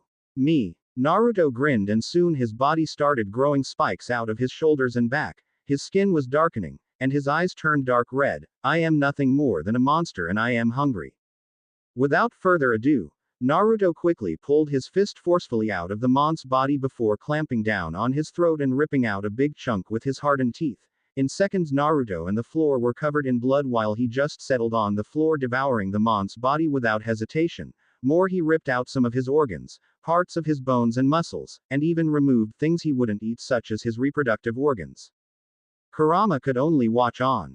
I am going to need to clean the fucking carpet and walls again. Damn brat, really needs to learn to control his feedings. Origami. Origami was sitting in her room and she was hugging her plushie of Naruto and just sighing in enjoyment. A smile never left her face, and she was now kissing her favorite plushie. Outside her room was a beautiful woman and a handsome man. The woman had blonde hair and fairly proportioned body with large breasts standing out among all of her measurements. The man was wearing an exorcist's cloak and blonde hair, but he had kind of a lazy air about him. These two were Griselda and Dulio, two of the strongest exorcists in the entire biblical faction and also Origami's adoptive parents. Both of them have been looking after her ever since she was a child in the orphanage. They had known her birth parents, but they were killed after she was born by some rogue priests who didn't want to be exposed to the church for their hand in the Excalibur project. They were the ones supplying the priests in the project with children and other test subjects, while at the same time, the ones responsible for the escape of the head of the project, also covering up what happened in that place from the rest of the world. And with no evidence of certain factors, the church as a whole was blamed for the project in particular. After Origami's parents died, exposing this information to the rest of the church, both wanted to do right by their old friends, so they took their daughter in as their own. While they wouldn't say they loved each other as one would for a married couple, their love for Origami is what keeps them together. But right now, they were more concerned with her change in behavior. Dulio, what could have caused this shift? The priest rubbed his chin for a bit. Maybe, that boy she is talking to, what was it again? Naruto. She glared at Dulio. Naruto is his name. You should remember it, given that he was in the same orphanage as Origami before we came. Oh right. He smacked his head. Well, maybe he had something in his house that he was hiding from her, and without knowing she took it. I mean, we both know that she loves sweets whenever I bring home some for her. Griselda frowned. You think that the candy that she could have taken was drugged? Most definitely. He looked into the room. I mean, remember how she walked in? Yes. I have no doubt she is high right now on a drug of some sort. But why would Naruto have that kind of stuff in his home? Griselda remembered Naruto when he was a sweet boy that was always with his daughter and spending time with her and another girl that she would fight with for his attention. She couldn't see the boy as some kind of druggie, but it was years since he was adopted, so it is possible. Don't know, but if try to confront him about it, the most likely will lash out. You know how teens are, they hate their privacy invaded. I know, but we have to talk with him. I mean, if he is a drug addict, then we have to make sure Origami stays away. Dulio shot her a look, one that screamed, "Are you stupid?" Not that the man would ever say that to her face. Yeah, that's going to work against Origami. Dulio's sarcasm was heavy, and Griselda glared at him. Griselda, whether you like to admit it or not, she is going to keep meeting up with this boy no matter what. Well, we can. Do what? You want to drive her further away. You know how things are for her right now. Even with her talent and skill, she is already having falling outs with the church. True, but besides, Dulio looked at Origami, who was sleeping but still giggling in her sleep. She looks so much more happy knowing that Naruto is back in her life. That boy is bringing her back around. Are you really wanting to take that part of her away just because you want her to be like us? He put his hand on her shoulders and hugged her tightly, feeling her stiff against his body. Whether we like it or not, she is her own person, and if she doesn't want to be like us and more like her parents, then we have to respect that. Griselda looked at Dulio and then pushed her head into his chest, crying small tears. She knew he was right, but another part of her knew that there is more fear of her leaving the church and word getting out about it. More so, If they find out about that, only a handful of people know about it, and she was more concerned about that coming out for all to see. Look, we can talk to her about this tomorrow after school to try and get some more information about the boy and then make a decision on this, okay? Griselda tightened her grips on Dulio and he sighed. It was just one of those decisions that all parents hate making. Let your child make those bad decisions or try to force them on the path you want them to take. It was really trifling. Frisk. Sans was frowning. He couldn't understand what the hell was going on, but he was getting worried. Ever since Frisk came home, he watched her eating almost everything that is in sight, and it terrified him, more so if her mother saw her acting like this. Another thing is that most of the fridge was empty and he had to shoot Toriel a text to get more food, as Frisk was really hungry and was eating everything in the fridge. Hell, she ate his brother's spaghetti, and while he knew his brother worked hard on it, the damn thing was still horrible to eat. Even Toriel can only eat a few bites of the spaghetti before politely passing on more and going to the bathroom to empty her stomach. Seeing her finishing her 5th serving of salad and eating the ice in her drink, he appeared out of the shadows. Hey Frisk, how was your night? The girl looked up and froze. Sans was worried now. What are you? Marshmallow. She jumped out of her chair and quickly clamped down on his skull. Shit. Frisk let go. He was running around trying to pry the girl off of his skull, but nothing he did worked and he could feel her teeth cracking through the bone. Reaching into the fridge, he pulled out something. Never thought I have to use it. His right eye glowed and this allowed him to displace her back at the table. Frisk opened her mouth but soon found a bottle shoved into her mouth. She started sucking down the bottle like one would as a baby drinking from a bottle. Geez, that was painful, but still thank purgatory for the ketchup bottle. He frowned. Better make sure she is done for the night. Without warning, he displaced himself behind Frisk and with one powerful poke, knocked her unconscious, letting the ketchup fall to the floor, spilling on the wood. Sans cried. My ketchup. Sans, what the hell did you do? Turning his head, he sweated like crazy, seeing an angry white-haired woman with purple eyes, and now back in the house, 2 white horns popping out of her head. Toriel, I can explain. My daughter is unconscious at the table. You're crying over a broken ketchup bottle that is messing up my floor, and also did I mention that you had me buy more than $600 worth of groceries? She growled. You better have a very good reason for all of this, or I promise. Fire formed around her body and the purple flames made Sans pale even further. You want like the end result, little skeleton? Okay, it all started. Without warning, he felt someone clamping down on his head again and started screaming in pain. Frisk just munched on the skeleton, leading to Toriel putting down the food and trying to stop the attack on the skeleton until she got some answers.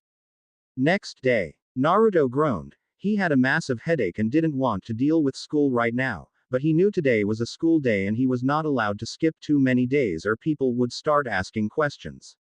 Looking down, he saw that he was on his bed, but he was covered in blood. Ah, damn it. Don't tell me I ate someone's pet again. It was a bitch explaining why someone's grouchy ass cat was dead. Getting up, he walked into the bathroom and quickly changed out of his clothes he would have to burn again and took a fast shower to get blood out of his mouth, hands, and hair. Next, he dried himself off while changing into a new outfit for the day, consisting of the jacket that Frisk got him, but this one having a white shirt on and some black jeans with a hole in one of the knees. On his feet he was now rocking some black sneakers with red trim. Mostly as he never wore these shoes other than when he has nothing else. Given his boots were covered in blood as well, it was safer to wear these shoes. Walking into the kitchen, he yawned. Yo, Kurama, we got any smokes?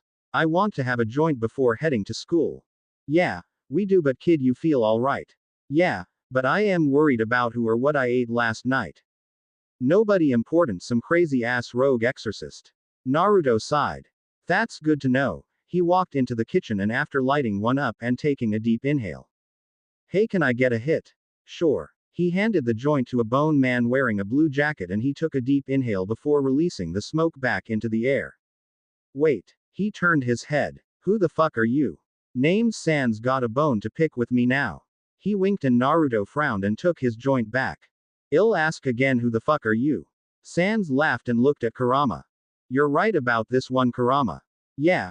Relax, pothead. Kurama glared. This is Sans, he is a friend of mine from back in purgatory. Naruto tensed and could feel his skin hardening around his hands and bones popping out of his knuckles. Why are you here then? Sans waved his hand. Relax, I am not here to fight. I don't believe you, so you've got 5. Sans threw a bag on the table and Naruto saw the blue tints of it signaling to him. Is this purgatory brand? Sans stared at the teen. Yep.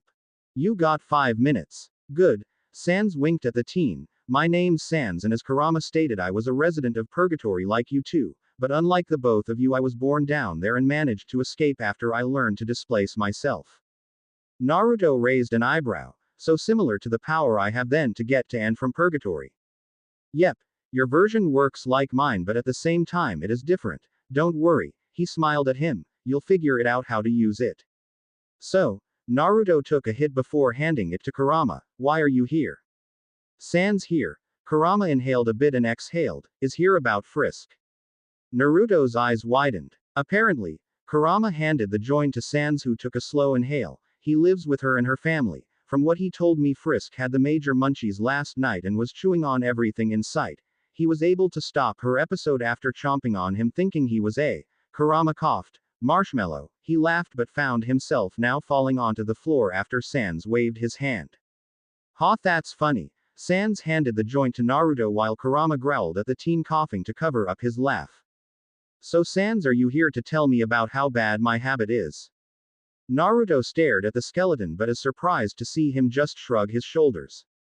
Not really. Honestly, after the stuff I saw in purgatory, I can't blame your smoking habit. Things in that place are so horrible. If you didn't need some kind of secondary thing to cope, I would be worried. He frowned though, but I do have a question that is weighing on my mind. Oh, Naruto raised an eyebrow, but in the back of his head he had a question as well, one he wanted to ask but knows it is not his place to ask Sans but Frisk. How are you so strong? Come again. Sans sighed. Look, most monsters in purgatory are dangerous and powerful in their own way, but they are all too stupid to learn to control their powers in creative ways. You, on the other hand, he stared at the teen with now his right eye glowing. Your power is off the charts compared to them. I would hesitate that you are as strong as me, but something is still off. You can't tell how I am alive. Sans raised an eyebrow. It is not uncommon question.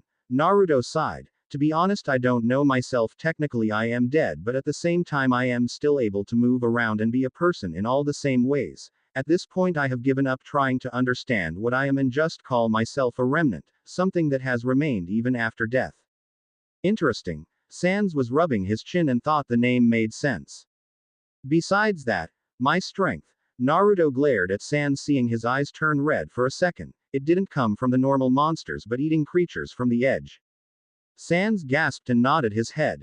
I guess that makes sense. So, you never felt the desire to fall over? No. Naruto looked at the roof while handing the joint back to Kurama, who watched with sadness. I guess there was a part of me that wanted to live and keep living for something. I don't know what it was. Maybe Frisk and origami. Maybe to get revenge. Maybe to learn the truth of my past. I don't know honestly. Personally it is hard to tell given that it might be the weed talking. Maybe. Sans took one more hit before standing up. Anyway, I am glad to know someone like you is going to be there for Frisk when she needs it. Sans turned to leave. Oh right. He looked back at Naruto with a cheesy smile. Toriel, Frisk's mom, she is looking for you, so be prepared. Because Frisk was high. Sans laughed. Yeah, but try and give you a mother talk, so be ready. Sans glowed slightly and soon displaced himself, leaving Naruto and Kurama to smoke the rest of the joint in silence. Remembering home, it was never fun for either of them. Time skip. Naruto was lying on roof of the school enjoying the quiet. Given what happened with him and the girls, it is not a surprise. The minute he got to school and saw the girls, they all got into a heated discussion about the weed, and Naruto just told them off while walking off to be on his own. He knew the girls would be looking for him after classes, so he decided to just skip classes for the day and hide out on the roof. Hearing the door open, he looked behind him. Standing there was a teen wearing a white shirt of the school uniform and blonde hair. He recognized this guy as someone that was part of the student council and that he was a glorified man bitch for the leader of the club. Word on campus is that he has the biggest crush on his president and only wants to impress here, making Naruto have less respect for the man. Yeah, he would do anything for the people he loved, but he wouldn't do it so blindly. In another dimension, an orange-dressed Naruto sneezes while contemplating how to keep his promise to Sakura and Kakashi.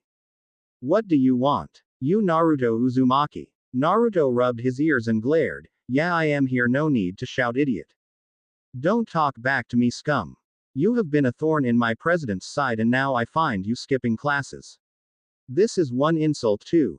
Naruto yawned and sat up cross-legged. Look, I am really annoyed right now, so why don't you go back to your president and have her lube up your asshole for that rough pounding you want? Huh. I mean, Naruto rubbed the back of his head. It is quite obvious. You're so submissive to your president. Naruto puts quotes around this, that I bet all you want her to do is take her strap on and ram your ass as hard as possible while you're screaming in ecstasy. Why you? Saji was red from embarrassment and Naruto was sure it was arousal given the small tent formed in his pants. You bastard. I am going to make you pay for that comment, and after I do, the president will expel you and will never have to deal with a piece of shit like you again. Naruto glared before jumping to his feet. All right then. Naruto stood there with his hands in his pockets. Try it. Saji rushed at Naruto, thinking that his devil-enhanced body would be more than enough to deal with the blonde. He threw a sloppy right-hand punch at Naruto's face. Naruto just tilted his head to the side to avoid the strike entirely, then avoided another one, and then another. Ultimately, Naruto just moved his head around in all directions to avoid every single punch that he was wanting to throw at his head. Before long, Saji was feeling exhausted, so he switched up tactics and took a step back before whispering. Promotion. Queen. Naruto raised an eyebrow at this. He was aware that the peerage system only allowed pawns to promote, and even then it was in enemy territory. Maybe it was based on one's perception of the territory they are in or something. He was not sure, but it would seem things are getting more interesting. Naruto saw his speed and power had increased dramatically from where they were, but he could see he was just above average in terms of promotions.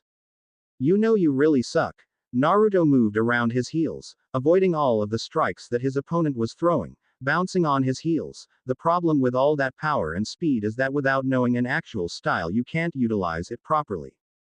Naruto rushed in front of him and without warning he threw two powerful strikes to the Mons temple and jaw, before his hands returned to his pockets. Saji collapsed from the strikes and now struggling to get his bearings. If you don't learn how to adapt to a style that suits you, Naruto looked down at him. Pity, you'll never truly advance in terms of skill and talent. Naruto started walking past Saji to head down into the school, just wanting to get his stuff and leave now. Wait right there, asshole. Naruto sighed, turning to Saji again and frowned at him standing there. You want more of this ass whooping? Well, sorry, I have no interest in dealing with you. Naruto continued to walk off the roof. What about your friends then? Naruto stopped after grabbing the door handle. I mean, it would be a shame that they suffered for your actions. I mean, think about it. He smiled. Naruto standing there. With one word, I could have them both outcasted to the rest of the school. They would be bullied, picked on, have their stuff ruined, and even the teachers would take part in it. It'd be a shame, wouldn't it? Them knowing it was you that ruined their time in school. Saji smiled, seeing Naruto trembling and thinking he was about to cry. But that can be avoided. All you have to do is apologize to my president and I, then hand in your dismissal form. Then you never come back to Ku. He was shocked to see Naruto in front of him, and without warning he is taken off his feet with a vicious strike to his stomach. What the fuck? He is that strong? Even my rook defenses did nothing to stop the blow. Sanji coughed up some blood and spit, but he couldn't see Naruto's face as his hair covered his eyes. Fuck with me is one thing, but the minute you bring others into the mix, he looked up, then I promise I will kill you. Naruto threw his other fist and sent him crashing to the floor with a thud. Saji tried to get up, but Naruto quickly stomped his foot down on his nose, causing a crunch to resonate. He then took his foot off his face and kicked him into the balls, making him scream in pain before another punch went straight into his mouth.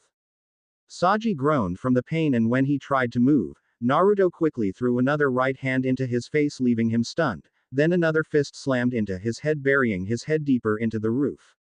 The strikes were coming faster and harder and leaving no room for Saji to retaliate. He couldn't even summon his sacred gear to help himself. It got to the point that he couldn't do anything for himself to stop the beating.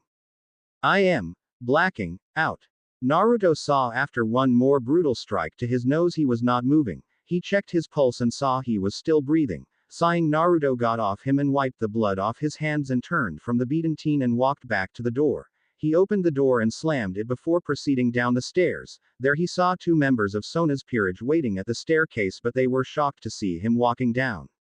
You might want to get your friend to the infirmary and know that if you guys try to push the matter, I will present evidence of corruption and the threats he made against my friends and abuse of power. Naruto glared and the two girls shivered in fear. Don't test me anymore, you won't be getting someone back next time. Naruto walked past the girls, who now were rushing to the roof to help Saji, never noticing that there is a small hole in his knuckle and that it was the same hand that hit Saji in the stomach. Naruto sighed. He really hated science as he sat hunched over his desk with his textbook. His teacher continued to lecture the class as Naruto tapped his desk in irritation. Ever since he got to school, he did all he could to ditch this class in order to avoid the feeling of anxiety that builds-ups whenever they start talk about scientific terms and ideals. It was a bad reminder of where he was when he was adopted by his father and how he treated him. Naruto in the end, just did what he could to get out of the class, but he knew he had to attend some days just to keep himself from getting expelled or having to talk about his past with the school counselor or worse the head of the school. He knew that he already had enough trouble with the faculty due to how he dresses and how he has been in the mix of some fights on campus marking him as a delinquent. But at this point he was just ignoring the teacher and his ramblings about science and how it was important in the creation of the world and understanding the human body better and better. Thank God that I know more about the human body than most do, Naruto thought as his habits that came out whenever he got hungry and even worse when he had parts of his body destroyed. Growing them back was a pain in the ass and sometimes really painful, but I at least knew how the nerves and stuff connected throughout my body. Mr. Larahe, could you please answer my question? Naruto turned to the board. He saw some of the students snickering at him being called on. Proton, neutron and electron, and neutron has no energy while the proton and electron do have energy surging through them while electrons surround the nucleus, Naruto answered, not bothering to look towards the teacher as he lazily looked at the board. Correct, but please pay closer attention in class, Mr. Uzumaki. Naruto just nodded his head and maintained the look he was paying attention, but, in the end, he could not really care about the lesson. Ultimately, he fell asleep awaiting for the lesson to end and for him to finally find a space to eat some gummies and calm his nerves. I wonder what was going on with Frisk and Origami since our argument, Naruto thought sadly as he walked the school halls. Flashback. Naruto-kun, my parents found out about the gummy I ate and said it had weed in it. Is this true? Are you using weed? Origami asked in stern concern as she looked at Naruto sternly and was demanding answers while Frisk just laughed a bit. Yeah, my mom found out as well and she was not thrilled, Frisk stated with a cocky smirk as she put her hands behind her head, her elbows pointing skyward, but I would like another hit of that gummy you have if you have any more. Frisk. We are supposed to be stopping his bad habit, not influencing it. Origami chastised, appalled that Frisk would ask for drugs. Neither of you will be continuing this nasty habit. Oh, come on, it was. No. Both girls looked at Naruto and glared slightly. Naruto-kun, this is not something you should be taking lightly. Origami stated, the effects of. I am not stopping this habit just because you ask. Look, he sighed while already feeling his temper rising. Growing up, I had to deal with a lot of things and weed seems to be the only thing that keeps me calm. I have to take a lot of it, but it keeps me from lashing out at everything that is around me. But Naruto, you know that it is a sin to smoke stuff like that. Origami stated, going silent from the glare Naruto gave her. Yeah, well, God hasn't really been looking out for me in the last few years as a child, so I don't really give a fuck what he thinks, Naruto stated, shocking Origami to the point she flinched as if she was physically hit. Frisk stepped between Naruto and Origami. Look, we are not saying that it is wrong and you don't have the right to do so. We just know what comes of people who smoke too much. You could die in the near future if you are not careful, Naruto-kun. Naruto turned his glare to Frisk, gripping his hands as he sank his teeth through his lip to keep himself from doing anything rash. Yeah, well, that would be a mercy for me at times. Look, I am not having this conversation with anyone else. What I do to myself is my business, so butt the hell out of it.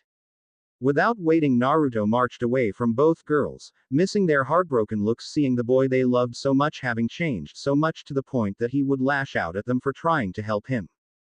Flashback end. Naruto knew he should have treated the girls like that, but he couldn't help it. they were irritating him and causing him to feel the need to smoke more and more. Plus, who the fuck were they to tell me what was appropriate and what was not? Naruto thought hotly. Yeah, weed is bad for a person if you overdo it, but I know for a fact that other things are worse for me. Drinking and having non-stop for one thing, but I know that it won't be the same due to his differing bodily functions. Naruto ran his hand through his hair. Man, I really need a smoke after this class. What Kurama doesn't know won't hurt him, right? Naruto thought as he took a very deep breath and walked off to be alone. As their shared apartment, Kurama's ears twitched as he scowled in disappointment. That fucker is going to get it when he gets home, he growled. Origami. The white-hair girl was just sitting there in the middle of the judo karate joint practice class with a blank expression on her face. Most can't read her emotions very easily, but to those that are close to her know when she is upset, and she was deeply upset. Naruto, love of my life, had snapped at me. Even as children we never fought or argued about anything that went on in our lives.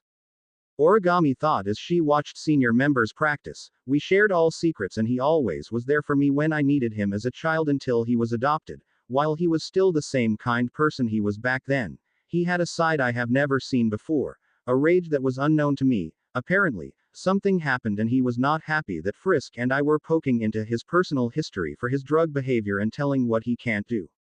Origami knew better than anyone what that was like. Being ordered to do one thing or another no matter how much she didn't want to. More so, with the church controlling most of her daily life when she was growing up and telling her how she is supposed to train, eat, sleep, and how she was to carry herself in certain ceremonies. She despised it. She hated having everything controlled and dictated to the point that if she so much as looked the wrong way at someone, the church would reprimand her. It was not uncommon as a child that she was given orders to be away for long periods of time, that her to miss her friends, and that she would not follow orders completely when they sent her out on jobs. It was one of the reasons that Griselda and Dulio adopted her. They wanted to keep her out of the reaches of those in the church that were abusing her and wanting her to perform certain ways and to their direct letter or be open for punishment. They had made sure she could do what she wanted and train how she wants, leading to her rising in ranks and becoming one of the youngest exorcists to be introduced into the elites in short order. But she still had nightmares. The time that her orders contradicted her beliefs. To this day she can't escape the memory and how she wished things differed from the beliefs of God and heaven itself. Hey brat. Origami looked up and saw a larger student approaching her. His name was Daemonji. He was a large muscular teen that was all power and no real skill. She had heard that the reason he was brought into the club was purely due to his muscles and his supposed strength he possessed, but from what she can see the karate club didn't want to risk this brute in another club in fear that he would become a star there instead of their club. Daemonji was a bully straight and to the point, someone that beat up weaker students and those that first joined the club, treating them as testing dummies and telling them how weak and pathetic they are compared to himself. But Daemonji would never fight those that are legit black belts and with serious skill out of fear of being exposed to the smaller students. But the times he did fight and lose, he would just take it out on the smaller and weaker students during sparring sessions, and this led to at least 2 students withdrawing and filing complaints for their injuries that were excessive, which is the reason they were losing funding, as they had to pay recompense to students injured by this overly abusive idiot. But back to Daemonji, she could only stare at him. Hey runt, you been sitting there all day and haven't even sparred with anyone. I wonder, are you seriously the ace of the judo club, or are you too scared about being exploited by us real warriors? Daemonji taunted. Origami didn't rise to this. I mean, it is no wonder. Real fighters would stick to the art of hitting people. I mean, come on. Daemonji stated as he raised his shoulders and hands with a smug grin. You should know judo is only for those that can't stand hitting people. Origami still didn't rise to this and focused internally. But Daemonji smirked. But then again, that is probably why you hang out with that loser Naruto, right? Origami turned her eyes to him now and glared, causing most of the judo team to back off in fear of the girl. Hey, when you see the club president thrown through a wall with a one-shoulder throw, you too would back off, Origami thought. I mean, that guy, he is just a pathetic street fighter that has to fight those that are so damn weak they make him look strong. It wouldn't surprise me that he is nothing more than a pathetic loser in real life. Daemonji smirked darkly. Maybe I'll pay him a visit and give him a private lesson to show him the difference between him and a real man. Shut up. Daemonji turned and saw Origami's eyes were now shining slightly. the rage evident and showing as she stood up and took the center of the mat. She stared at the teen and motioned him to come into the ring with her. Put your money where your mouth is. Daemonji smiled darkly. Fine, but don't cry when I break you and make you my pet. A vein appeared on Origami's head. Oh yeah, I am going to break this guy in two, Origami thought in rage. One of the senior students of the karate came up and held his hand up. Alright, this sparring match begins now. No serious injury, got it? He looked straight at his club member. Daemonji sneered and nodded his head, but already was planning on humiliating this girl. Origami just held her two hands out and her feet slightly apart. The man waved his hand down. Begin. Daemonji charged at Origami and threw a large winding right punch at her. But the minute it looked like his punch landed, the room saw him soaring through the air. This revealed that Daemonji was sent flying by Origami, rotating his fist downward and using his momentum to fly through the sky. Daemonji hit the mat with a thud and grunted before jumping back to his feet and charged her again. With another sloppy punch, she just moved her head to the side before pushing her hand under his jaw and pushing him into the air. This led to her slamming him backwards onto the mat, shocking all around them.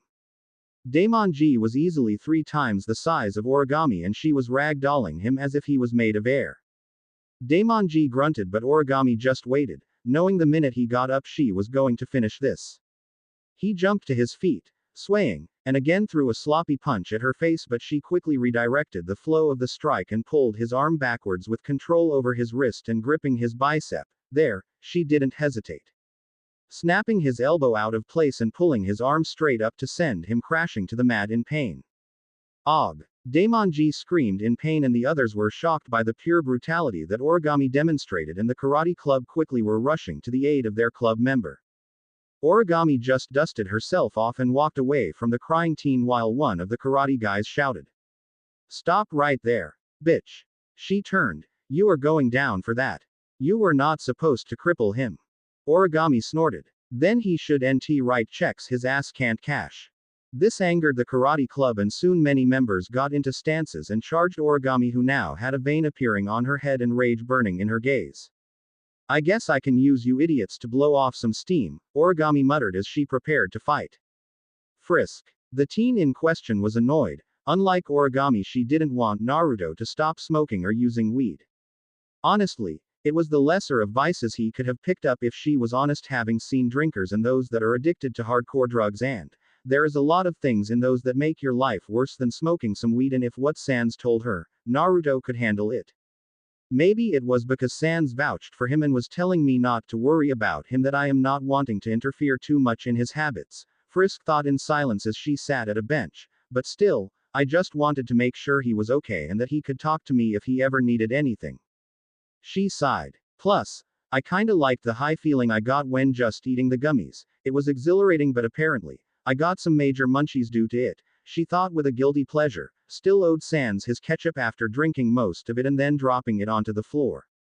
It was her mother, Toriel, that she was worried about. She was gung-ho about talking to Naruto and knocking some sense into him about his habit and trying to give him the motherly guidance she gave her when she was younger. Frisk smiled at that thought and remembered meeting her mother after Origami and Naruto disappeared in her life. She was thrown out of the orphanage after they left due to budget cuts, they claimed, but she knew that the real reason was that they wanted to get rid of possible children that wouldn't do well in the church's order. There, she was sent out into the world without anyone to protect or help her in her time of need, and she was only 7. Damn it. That is when she fell into a dark hole and found her mother. She took her in and cherished her as her own daughter and even took great effort to help her find her long-lost friends while making friends with others in her life.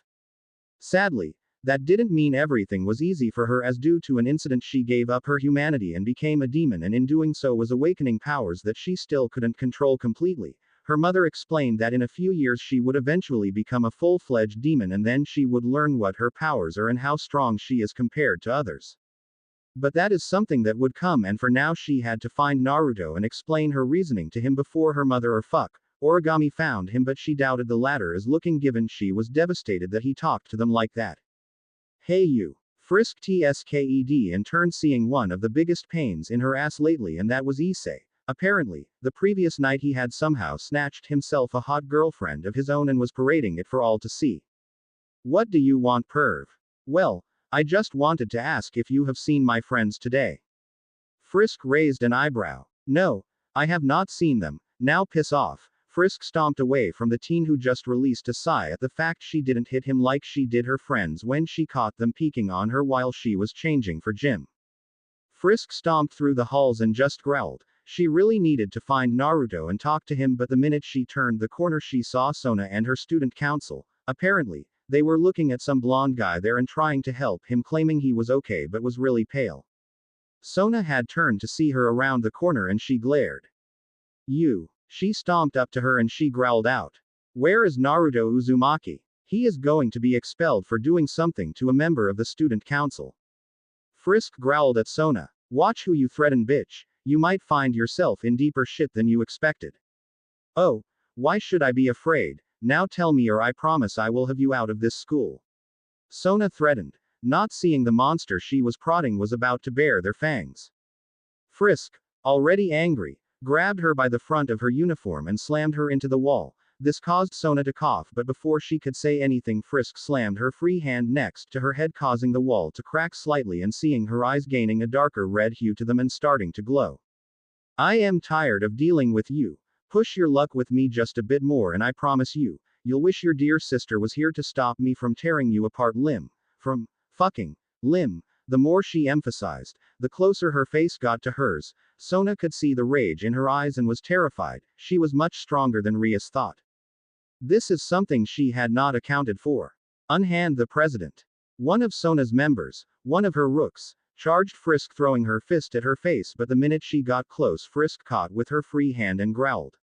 Stay out of this, weakling. She gripped down her fist, leaving her moaning in pain. Frisk capitalized on this by releasing Sona and punching her in the face, sending her back into the council.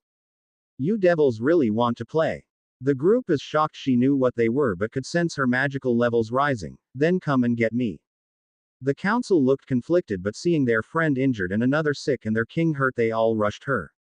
Frisk's mood has worsened. Sans and Kurama. Sans was hanging out with the fox, smoking some of the weed that was left at the house.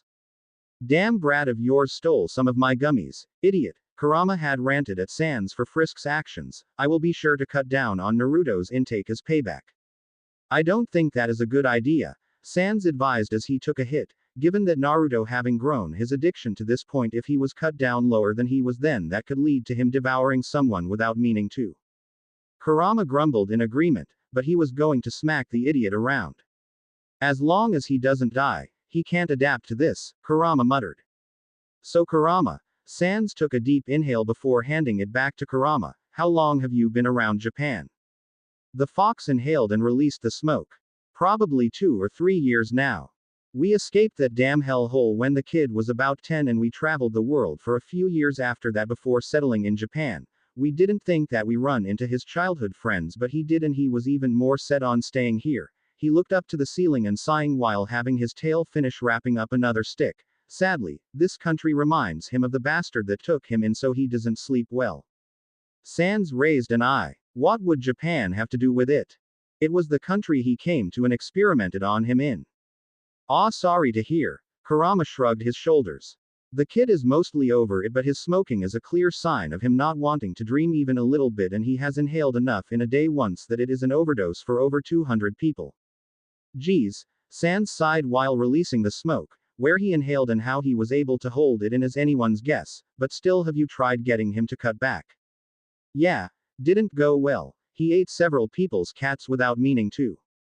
Ah, good reasoning. The two sat in silence for a few seconds, listening to the sounds of the city through the walls. So, have you seen the red stripper pimp before you can up?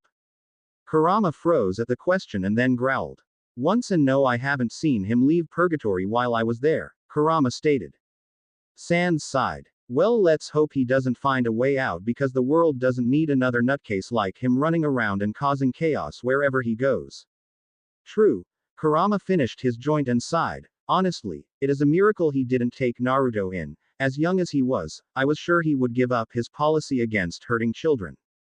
Yeah, but I think that given what you told me, he didn't want to deal with a berserker in his life that would try to eat him and he would have to kill them, Sans pointed out. Both stared at the table and just took in the thought of that man.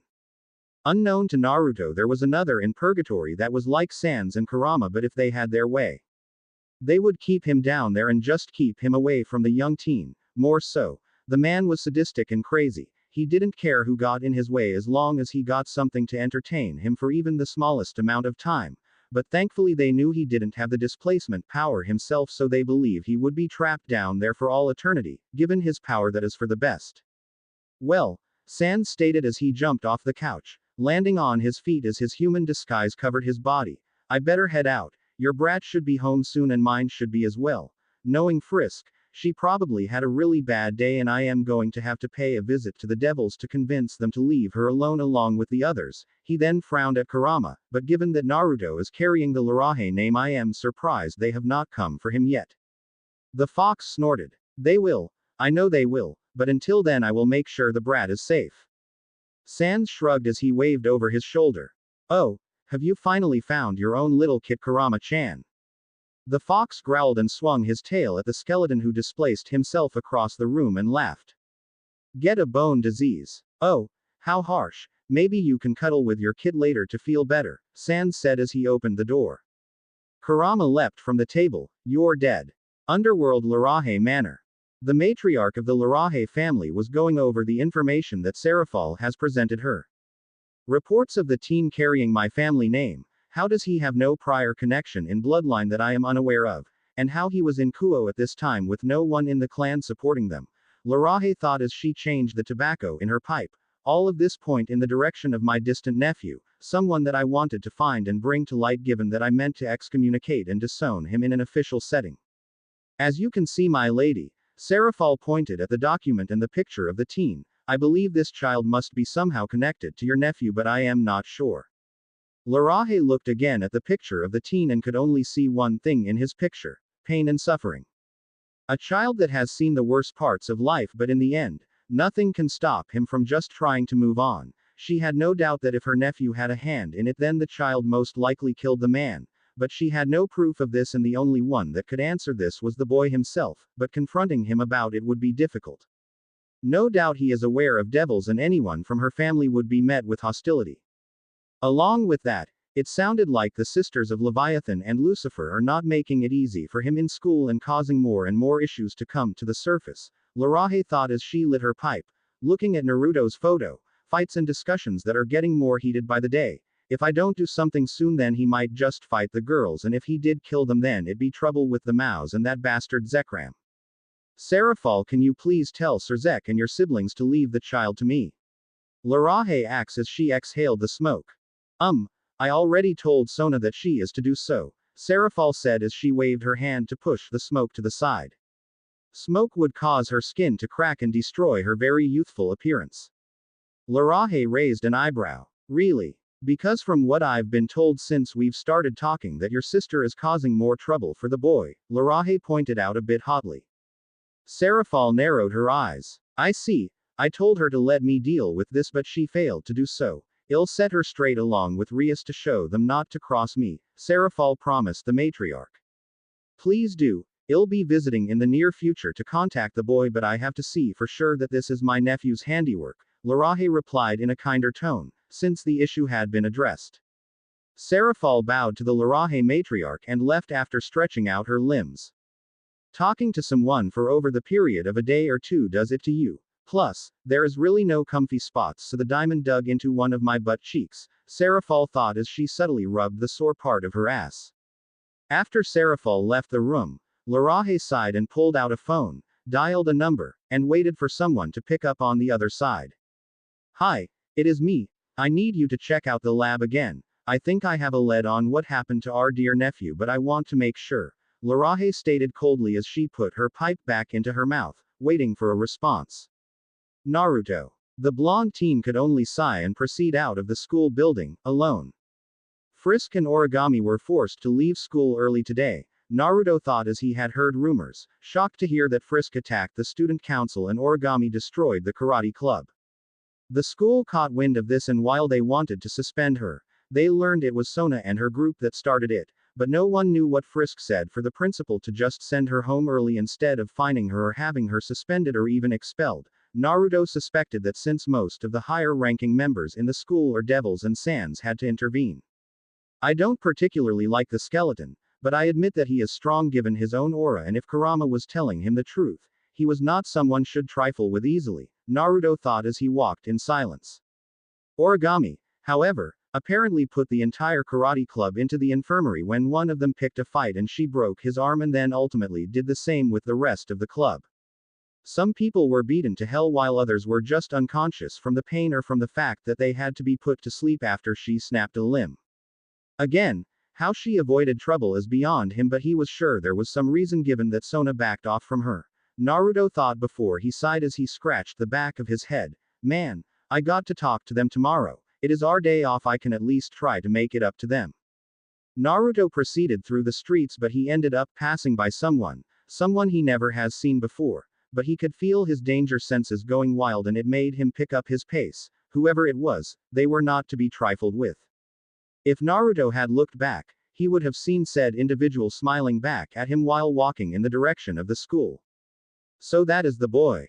My, how he has matured over the years. The man laughed a bit and proceeded to the school building, where after passing by the students that didn't seem to recognize his presence, he entered the main building. Now, where is this person located? The person stalked through the halls, their long legs making quick work as he followed the sensation of power leaking through the walls. Student council clubroom. Sona and her friends huddled around Saji. He was feeling sick and he was not sure what was happening to him. Saji, please tell us what is causing you pain. I don't know. Ever since that asshole hit me in the stomach, I've been feeling like this. Saji stated in pain. Well, then we might need to ask Naruto what he did, one of Sona's rooks mentioned, knowing that if Naruto was responsible given they saw the aftermath of their fight, then that means they just had to get the boy to tell them what he did and undo the damage. Obviously, he knows something of the magical world given he was able to do this to a promoted devil. Sure, they could cure most basic poisons and damage, but for some reason Saji's body was rejecting the healing and slowly eating him alive from the inside. Maybe I can help, a synthesized, radio-like voice offered. The group turned and aimed some spells at the unknown voice. The individual was a very tall man, his red hair and red eyes standing out against the black shadows of the room as he was carrying a microphone staff, dark horns on his head, and wearing a red and black striped suit. The man had a golden tooth among his sharp teeth. Who are you? Sona demanded, her peerage prepared to fight. The man laughed and his voice sounded like an old radio as they could hear static. Why, I am the man that can help you out with this crazy predicament, if you wish it, he replied as he walked up, standing nearly over twice as tall as Sona. What do you mean? Sona asked as she motioned for her peerage to stand down. My dear little girl, your friend there is infected with a rare disease that is eating him alive. I can only imagine that he is going to be dead before morning, midnight if he panics, the stranger stated very nonchalantly, as if he didn't care. You know how to cure him then? The man nodded his head and Sona stared at Saji and then back at the man. While her pawn was not her strongest piece, far from it, he was still someone she cared about, and it was her orders that put him in this pain. Fine, then what do you want in exchange? Sona asked as she steeled her resolve, prepared to make any sacrifice. Why, my dear, that is very simple, the man said as he shrugged. And that would be? Tsubaki asked in concern, not trusting this person. Entertainment. My life has lost focus and my work is starting to grow stale. He whimsically twirled his hand in the air before smiling down at Sona. But I have new world and plenty of things that can entertain me now, starting with you. He pointed at Sona. You promise to keep me entertained and not interfere with my own satisfaction and entertainment. I can promise you that your friend will live. He extended his hand, which started to glow green with magic. Sona didn't even hesitate. Deal. She shook the man's hand. As if she was being stabbed by countless needles, Sona pulled her hand back in panic, her palm stinging as she looked at it.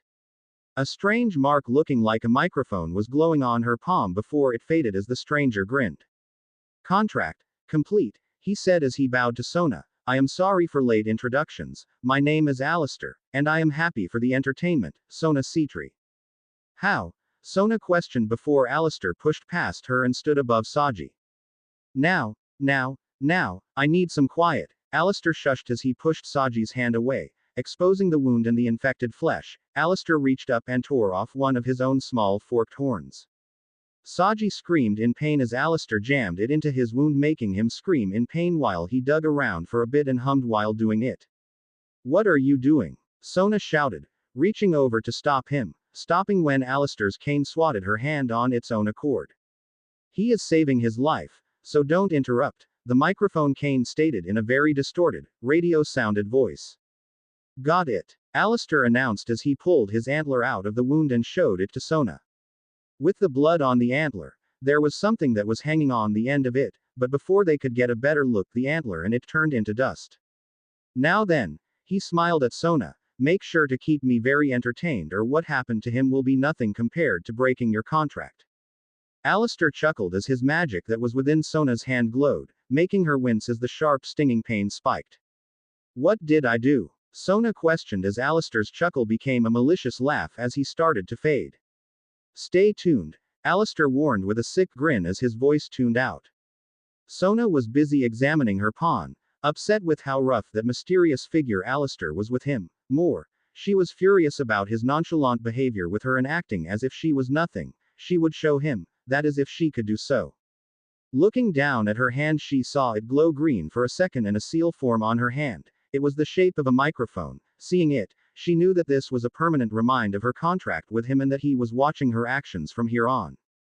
Seeing the seal disappear on her hand, she sighed and went back to contemplating how to get back at Naruto and the girls he is with. At least until she saw a teleportation circle appear. In it she saw her sister in her magical girl outfit, but there was no smile or joy. Just pure rage. Sona. The voice sent shiver down her back. Do you know why I am angry right now? The younger girl shook her head, playing ignorant. Because you broke a promise to me and went out of your way to attack the teen in question. Didn't I tell you to leave him alone and let Lady Larahe take care of this mess? Yes, but nothing. She growled, and ice was forming on the floor and walls. The peerage was shivering at the power and the coldness coming off the usually bubbly woman. I told you one thing. Ice was starting to grow around the room and everyone was backing away from the angered Leviathan.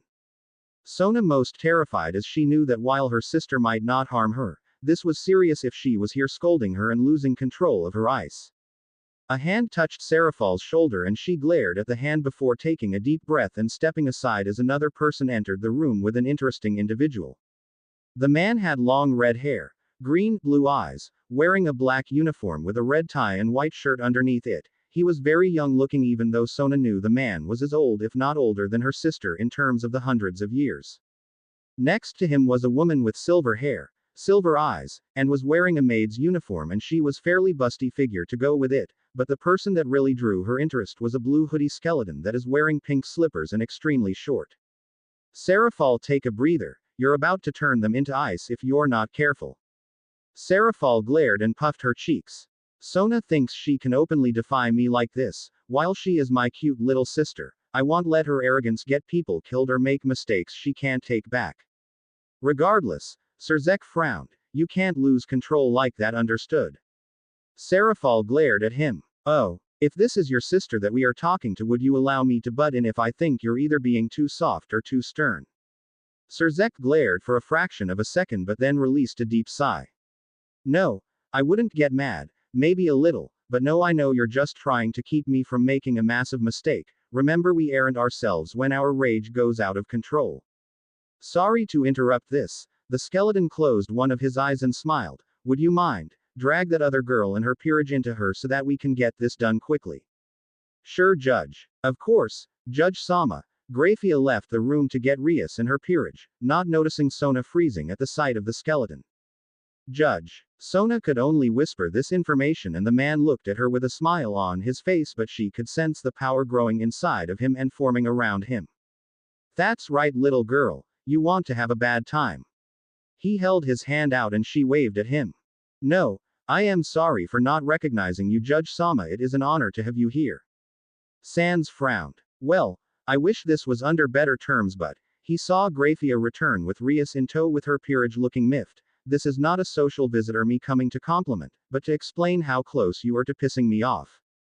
Sona. Rias walked up to her friend. Who's this? Sona smacked Rias on the back of her head, getting a glare. It is the judge now, pay your respect now. Rias, realizing who she was talking down to, bowed her head and apologized, with her peerage doing the same. Now then, Serzek glared at Rias. Word has gotten to all three of us through numerous sources that you two have been acting out more than usual. Now, while I understand teens are teens, this is getting out of line with the deal we made for you two to come to the human world. He held up one finger. First, you have not been reporting all activity in the area like you are supposed to. Brother, I did. Serzek glared. Then tell me about the fallen then. This caused Rias to pale and Sona to look at her in shock. You didn't tell him. Well, I thought he would overreact and try to drag me home. Rias found her feet very interesting. Serafal and Serzek sighed, with the Leviathan explaining. Well, you should have told us, as right now, they are a serious threat in the territory and one that we have to address as soon as possible. More so, Azazel has explained they are here to examine a sacred gear, thus easing up some of the tension between us. Now tell me, what if you had interfered in their affairs and this led to all of you fighting? Azazel would have a right to demand your head for interfering in his affairs.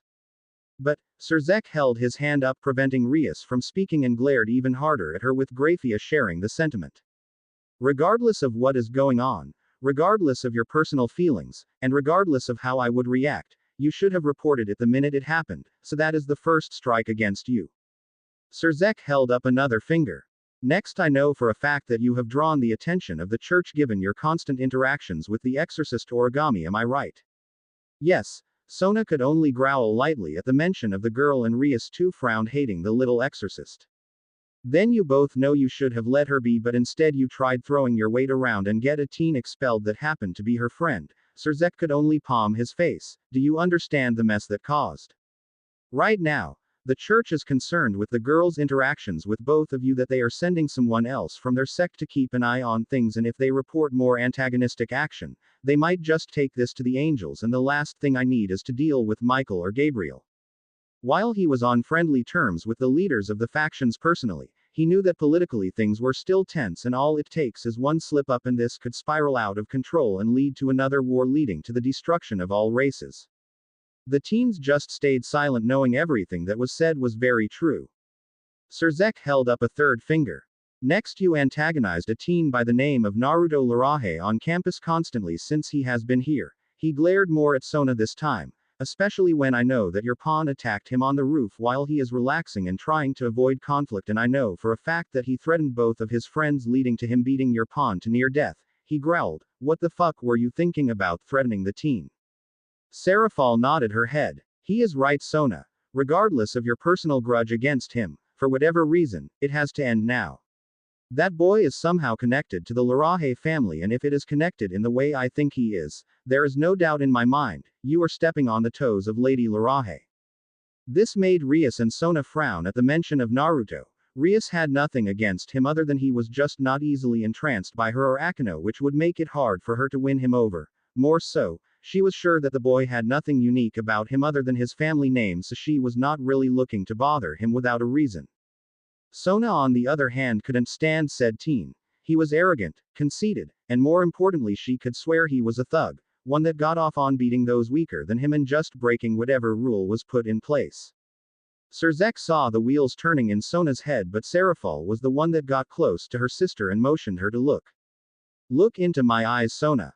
She did, and she was terrified. Nothing but uncontrolled rage and annoyance was racing across her pupils, and she could swear she saw some kind of demonic figure hiding behind the shadows of her eyes, but she was sure she was seeing things. I am being serious here. Sona was brought back by this comment. You are to stay away from the boy. No harassing him, no talking to him, no sending your peerage after him, and no trying to abuse your authority against him. If I find out one, count me one, more incident with this teen, no matter how it comes about, she growled, I will drag you and your peerage back to the underworld, and you can explain this to our parents and see how they like your holier than you attitude you seem to be adopting. Now this threat, it turned Sona pure white. She couldn't go home and see her parents with this. Both of her parents had warned her about misbehavior of this nature and they would not tolerate it. Serafal would definitely tell them, and this would lead to her going through training all over again and at the same time enduring her father's grueling method of punishment, constant sparring.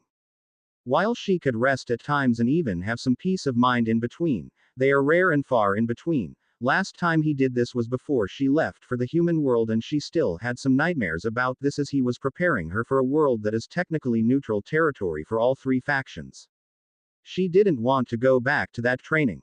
Rias on the other hand was shivering under the gaze of Seraphal, knowing if she pushed her luck her mother would come for her too and she would be back in the underworld, and there he resided.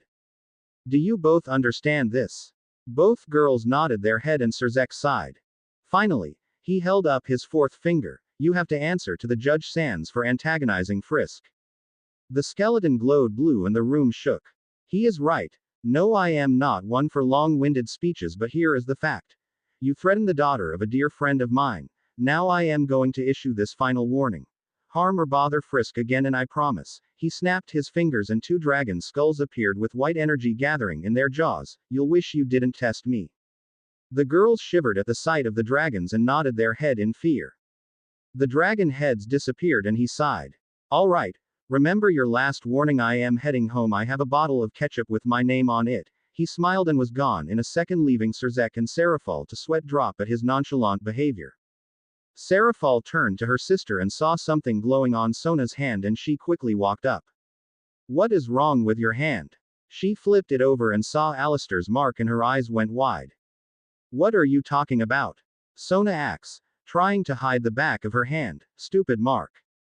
Seraphal slapped her across the face. Sona was stunned. Her peerage was shocked. Rias and her peerage was left speechless, and Serzek and Grafia went to Seraphal to make sure she didn't do anything rash. Don't you lie to me, Sona Citri. Seraphal stated as she grabbed Sona's hand and looked at the mark. What the fuck did you do, Sona? Who did you make a contract with? Seraphal grabbed Sona by the front of her uniform and growled, start talking. Naruto's house. Naruto was relaxing on the couch, nursing a black eye that he got from Kurama. Apparently, he noticed the extra gummies and the stick he stole. Worth it in his mind. But he was unable to enjoy himself at the moment. He was thinking about Frisk and Origami. He really hurt them bad and he was not sure how to make it up to them. Should he call? Should he text? Should he wait until tomorrow? Fuck. He sat up and quickly picked up his black jacket hoodie and walked to the door. Kurama, I am going to get some fresh air. I can't think right now. Don't wait up. He slammed the door shut and walked away from the house. If he had looked back, he would have noticed Kurama frowning at him in worry.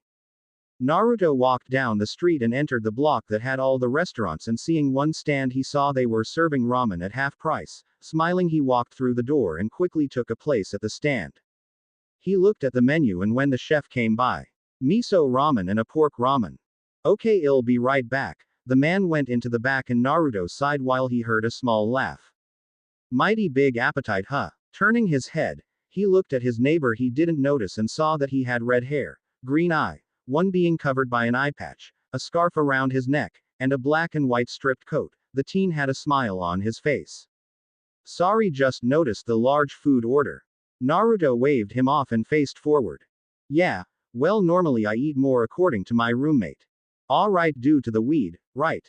You get the munchies. This set Naruto on edge. How the fuck? I can tell by the rings under your eyes and the fact you are ordering more food than usual, he said with a light laugh. Besides, I have seen a lot of people who use drugs, so I got a good eye. I don't sleep well and I am just really hungry as I haven't eaten a lot today. Normally Naruto didn't have to eat much as he didn't really need to, more so thanks to the weed, but whenever he doesn't have for a while his munchies kick in, and as long as he eats some form of meat, he should be fine until he smokes. Come on. The man smiled. You don't have to hide it from me. I know you smoke and trust me, I don't judge. He smacked Naruto's back and this made him sit up straight and grip his chopsticks so tightly they broke.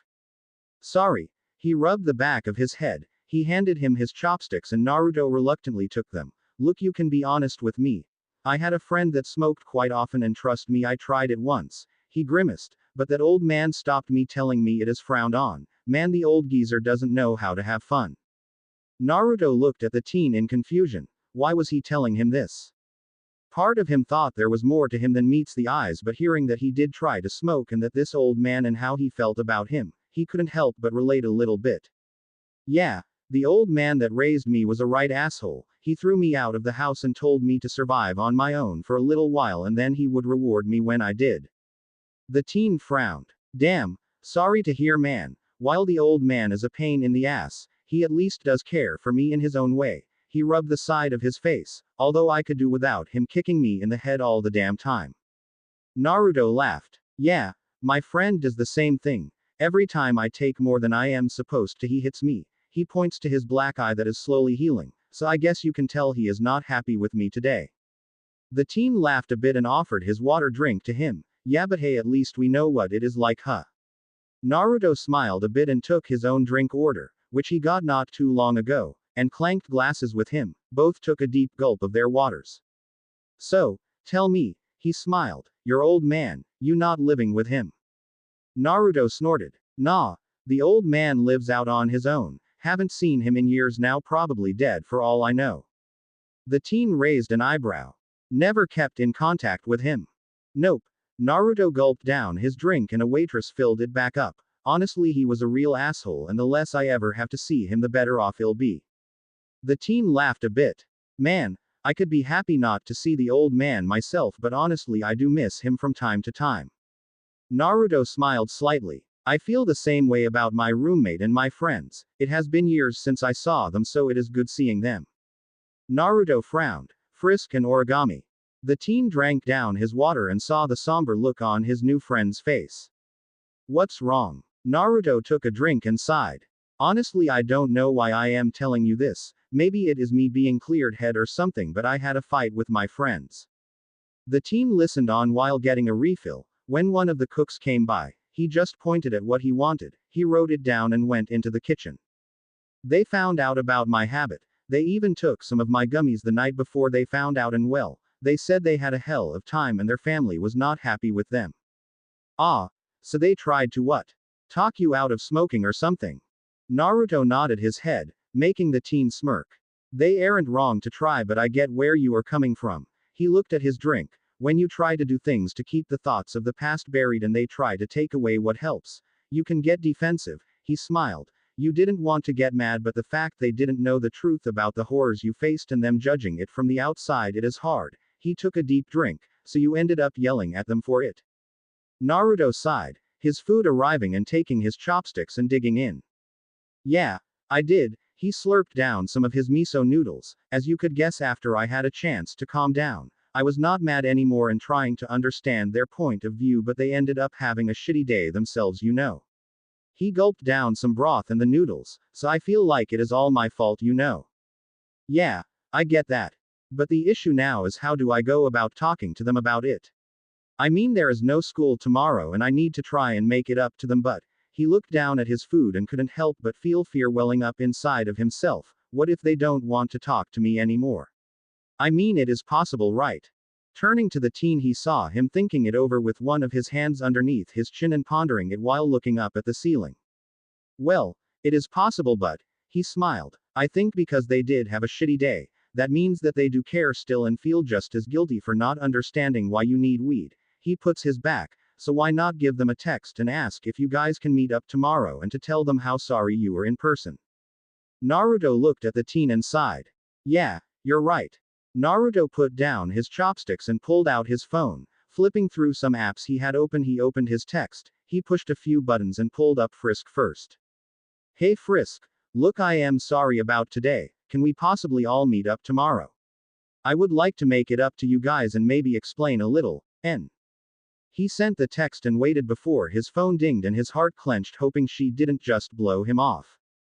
Sure, we can meet up near some of the stores, okay? Listen, I know you're mad at us for getting into your business and I understand that, but we just don't want to see you get hurt. I know Frisk, but look, I'll explain more about it tomorrow, okay? I promise. Alright. Naruto nodded his head before moving on to the next one, which was origami. Hey origami, listen, can we meet up tomorrow with Frisk? I wanted to apologize for how I reacted today and explain myself. Sure, but if you are late, I am going to ring your ear for it, got it? Oh. Got it. Good, see you tomorrow. Oh. Naruto closed his phone and sighed. It worked.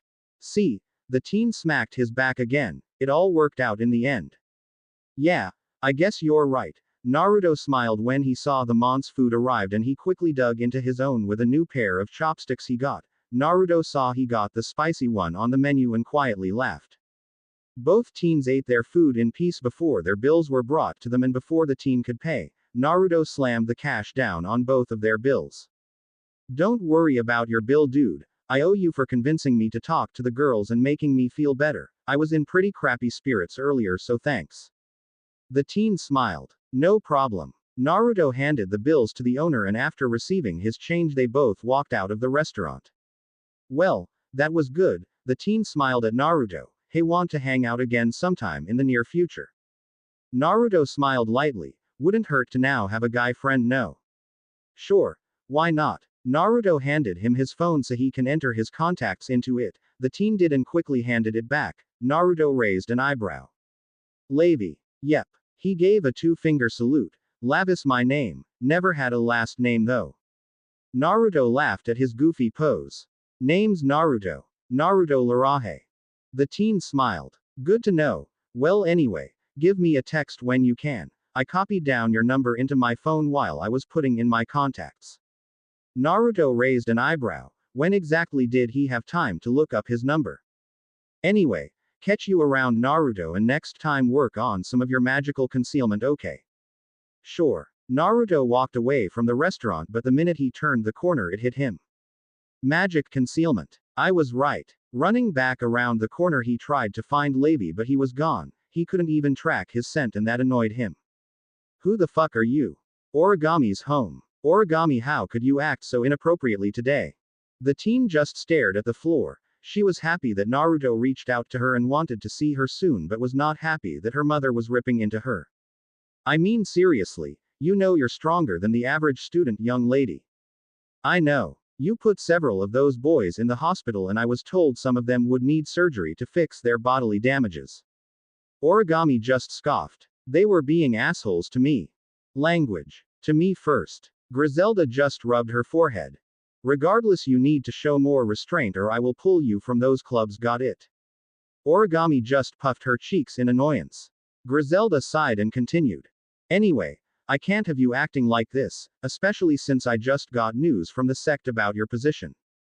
Origami sat up straight. If this is about the sect, she needs to know. Your commanding officer has just retired and at their request they are putting you in charge of the sect. Origami is shocked. She is not even 18 yet. She is the one leading one of the strongest exorcist sectors in the entire church. This is overwhelming. But due to you being the new leader, they wanted you to start working with your second in command as soon as possible. Who would that be? Knock. Knock. Oh, they are here. Griselda got up from the table and opened the door and walked the person in, and Origami could only look on in shock. Levi. Hey Origami, long time no see. What the heck are you doing here? Well, he rubbed the back of his head in nervous manner. I wanted to get out of Italy for a little while, or at least away from the old man for the time being. Origami and Griselda just deadpanned. You flirted with a nun again, didn't you? Levi started sweating. No, he coughed. Anyway, I am here as your second in command. Origami raised an eyebrow. What about Coolio, OC? Levi laughed. Well, funny story about him. Turns out the church excommunicated him when it turns out he was part of the church branch that had all those recent allegations against them and was trying to cover them up. Oh, you mean the one in Russia? Yeah, that one, he sighed. So with his excommunication and the church being locked down and cleaned out, I was the next chosen candidate. Wait, I know there was. Some turned down the job, others felt they were not right for the job, some were not offered or turned away, and finally 2 are dead now. I see. Origami realized that by chance, Levi got to this position. While he is strong and very dangerous to his enemies, Levi was always known as a bit of a wild child and someone that didn't bode well with the teachings of the church at times. But at this point, what could they do? Alright then. So Levi, how is your first trip to Japan? Great. Met a new friend and honestly the guy, while a downer, is pretty cool. I think that I have a special connection, you know. Plus, I don't mind that he is a smoker and helping him out with some of his girl trouble, as that is the path of brotherhood. Origami twitched. There is no way. Would this person happen to smoke weed? Yeah, how do you know? Origami sighed and palmed. Of all the people, why did you have to meet him? Levi was confused, but then it dawned on him. Oh, so he's the one you wanted to MPH. Origami put her hands over his mouth and glared at him with her mother raising an eyebrow. We swore never to speak about this. About what? Origami sweated under her mother's gaze, but Levi removed the hands on his mouth. Oh, she means how much she loves this boy and how she wants to be with him. Origami sweated more. Oh, is that it? The teens nodded their head, and while Griselda was sure they were lying, she wasn't going to pry. All right then. She picked up her purse. Listen, I have to meet up with Dulio to discuss the payments for the damages. You two stay here and talk about your assignments, got it? Yes ma'am, yes mother. Good. When the door shut, Origami sighed and looked at Levi, who sported a confused but serious expression on his face. So, your mother doesn't know? No, and if you value your balls it will stay that way. Levi paled and waved his hands. Crystal ma'am. Good. What is this assignment she mentioned? Levi turned serious. Apparently Kokabile is active again and we think that there is about to be a murder in Kuo. Thanks for watching.